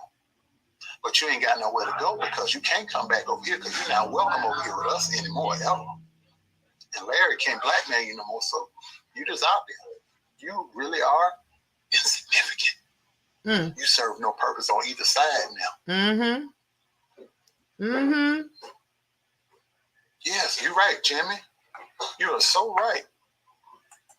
You are so right. And I'm going to see to it because, Jimmy, we talked to him Sunday at 4 p.m. this past Sunday, Palm Sunday, after church. He called me at 4 on the dot. Yes, Joanne, Larry knew this dirt. Larry been using Andrea for the longest. Look at the video when she stood up at the prophetic college and got to the mic and talked. That was the biggest stage performance in the history of church foolery and fuckery. Bernard Jordan gave her $2,000. Then the women in the crowd that felt sorry for her sob story, they took up another. She walked away with about $3,500, $4,000. Clear and free that day for a few minutes of performance. How would I know unless there was somebody there that told me everything? Ain't no allegedly. How would I know that? Somebody that I know was there. And they have been a guest in Jordan's house, and they seen Jordan do deals, but they don't want. Them people don't want to be, because they operate in the church circles, and they don't want to be dragged through the coals. But the street dude, hey Daryl, I got something I want to tell you. I like the way you tell the truth on these crooks. Let me give you a little something. Daryl, you're on the right trail. Keep going a little further. Look this person up. Find out about this person. That's how I got to your preacher pimp. Yes. Honey. Mm-hmm. We're going to get into the preacher pimp. And it ain't Victor Cousins. That prophetic, unprophetic college. Even Andrea knew that prophetic college was a scam. She paid $125 for a prophecy from Bishop Jordan, and they cut and pasted it and sent it to 5 other people. They got the same prophecy that she paid $125 for. That's fraud. That'll make the government come after you, Bishop Jordan. And Andrea went off about it and told them other people about your scam with the copy and paste prophecies that you were sending out after you charge people $125. I will be showing the receipts the ladies for that. on that panel wanted to take up Parker. They knew she was full of shit. But you can't do that when the person that got you up on the panel paid the person, Andrea, to speak into the mic. Literally. She's the Monica Lewinsky of the church world. Who sent you? Who raised you? You got paid $2,000 by Bernard Jordan.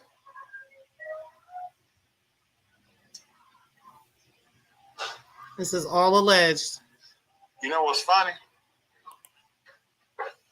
After I announced that William McCray and I was working to go after some people, finally, last Friday, Andrea Garrison contacts William McCray.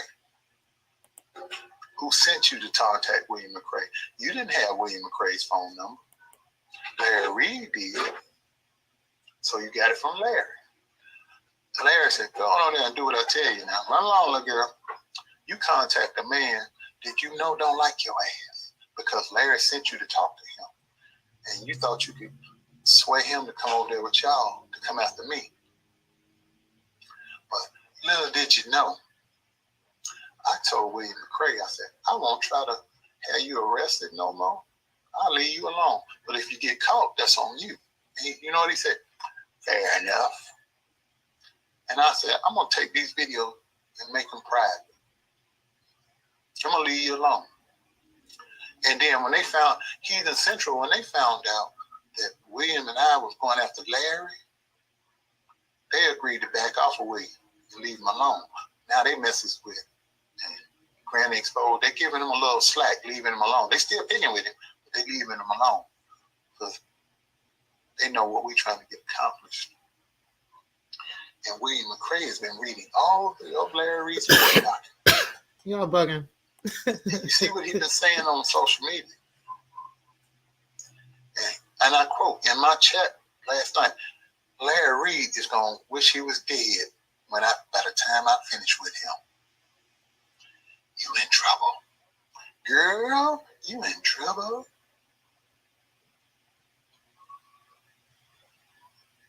Run along, little girl. Get now. As the old folks down south where I'm from say, get. Now go on, get.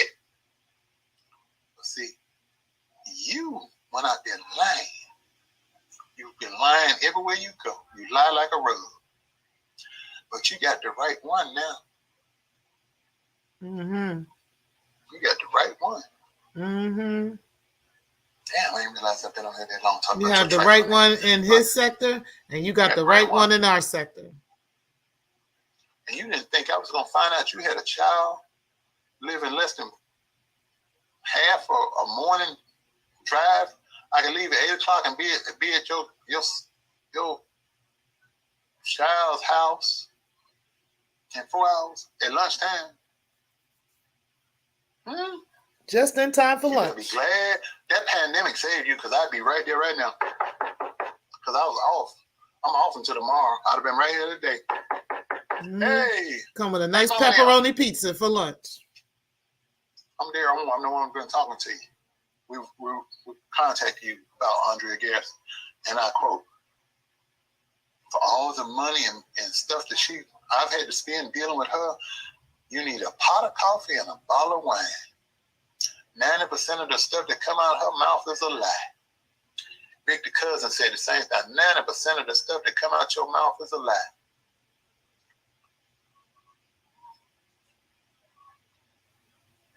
So, and the reason everybody gonna believe me over you, I'm gonna tell you why, Andrea, because you're gonna try to spin it saying Daryl lying on me. Mm-hmm. Daryl, from day one, when I talk about Larry, Conscious, anybody, I have never lied on them. When I come online and I talk about them, I have facts. Mm-hmm. I've contacted people. I got screenshots, text messages, emails, court cases, something.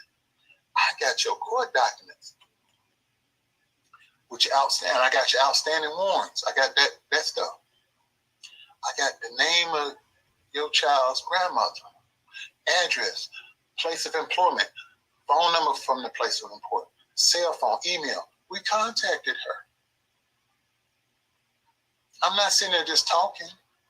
Y'all know that because I played the video. You are a career criminal, lifelong liar. Hell, you've been telling people you were born in Atlantic City. Until I can find proof of that, your ass from Ohio. Because that's where you finished high school. Facts. I agree. That's where you did your dirt at. Every time you get on the run in New York, that's where you go hide at. Down there in Hamilton County. Cincinnati. You can throw a rock over into Kentucky because it's on the Kentucky-Ohio border.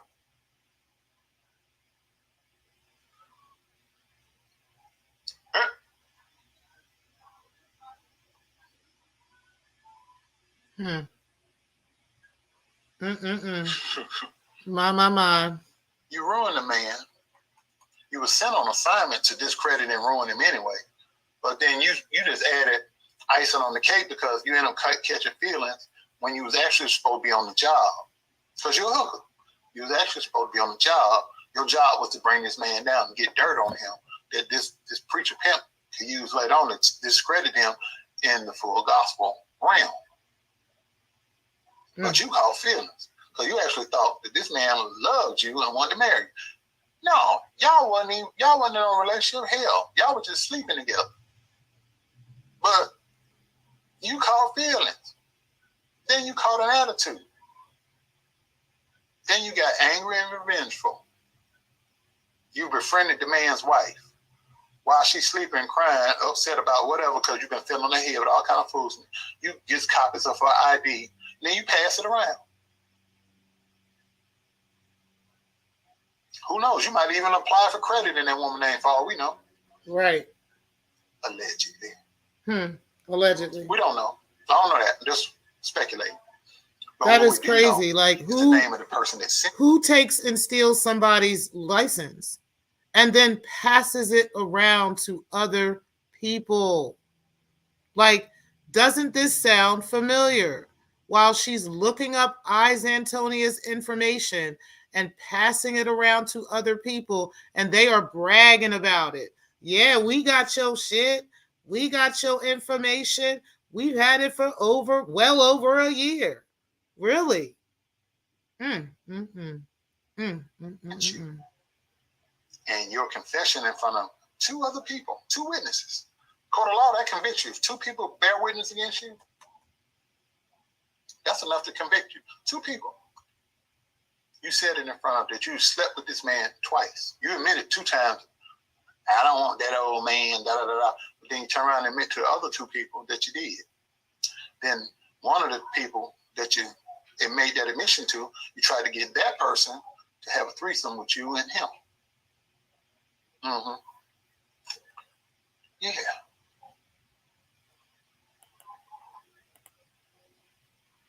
I got you. And I ain't letting go until you holler ouch. And then I'm going to squeeze tighter. O-N-K defrauding. Like,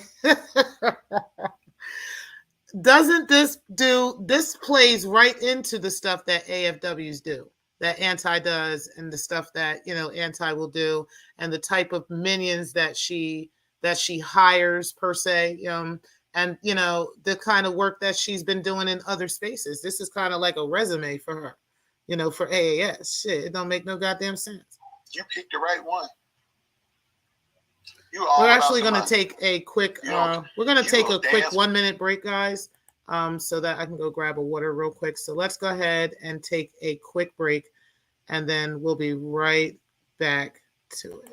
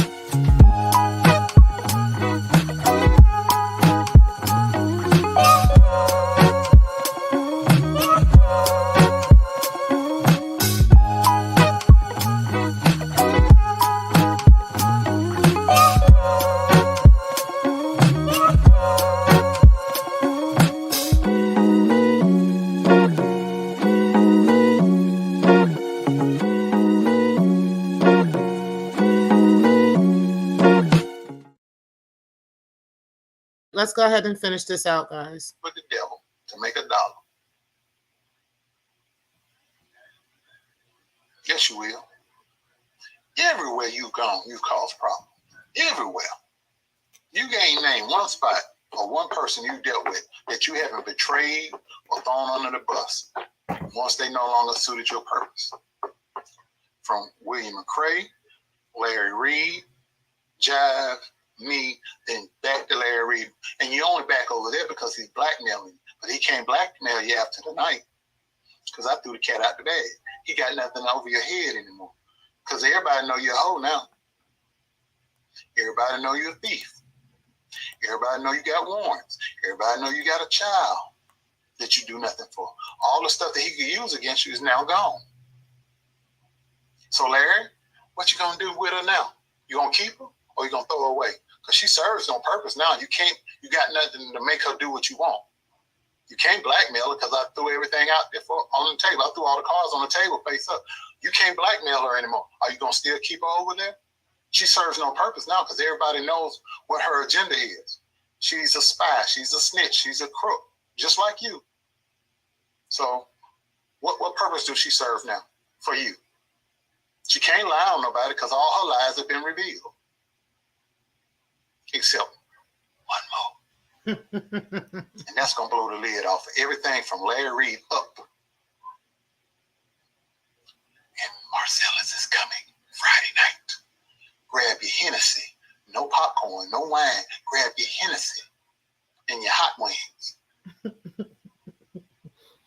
Hennessy and Thank you, Marcellus. I'm going to put the link to my other page down there one more time for the Cripple Children. Go and subscribe to my other channel.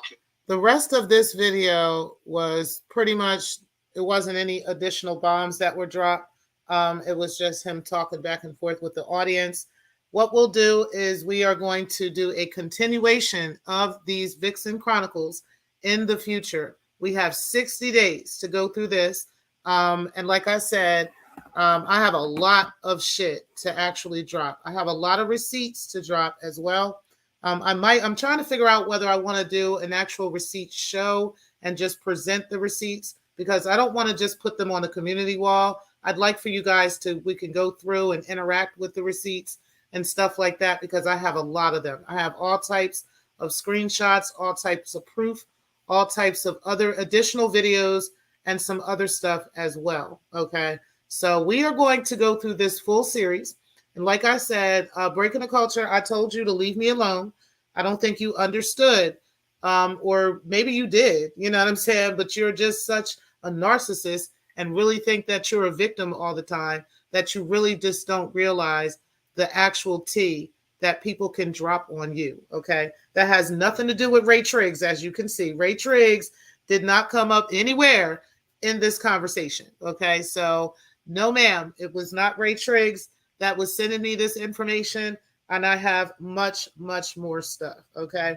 But I just want you to just understand, that people are not playing with you. You probably need to just leave people alone. You know what I'm saying? And just leave them where they are and just stop talking shit. If you want to keep playing, that's fine. But your tea is just going to keep getting spilled out. And that's just what it is. And I don't got no problem with it. I'm not scared of you motherfuckers. I don't give a fuck about any of that stuff. And like I said, I'm keeping a timeline of your behavior, your criminal activities from sector to sector, and the various things that you have done with different people, and how you're now connected with certain people in this sector out west, right? Who are doing the very same things. Is it a coinky dink or not? Okay. We are going to get to the bottom of that, and we are going to connect all of this stuff. And that's just what it is. You say here they don't call it doxing. They had light and claimed it's only doxing if it's public, right? All right, y'all. We are out of here for today. I am going to end the show. I do truly appreciate you guys. Anybody who is in the building, make sure that you guys do hit the like button. And everybody that catches the replay, I truly appreciate you guys as well. Make sure that you also hit the like button on the way out. I'm going to get this to 3 hours and 30 minutes, so I'm going to play a 5-minute timer. I will talk to you guys later. And peace, guys. Thank you guys again for watching.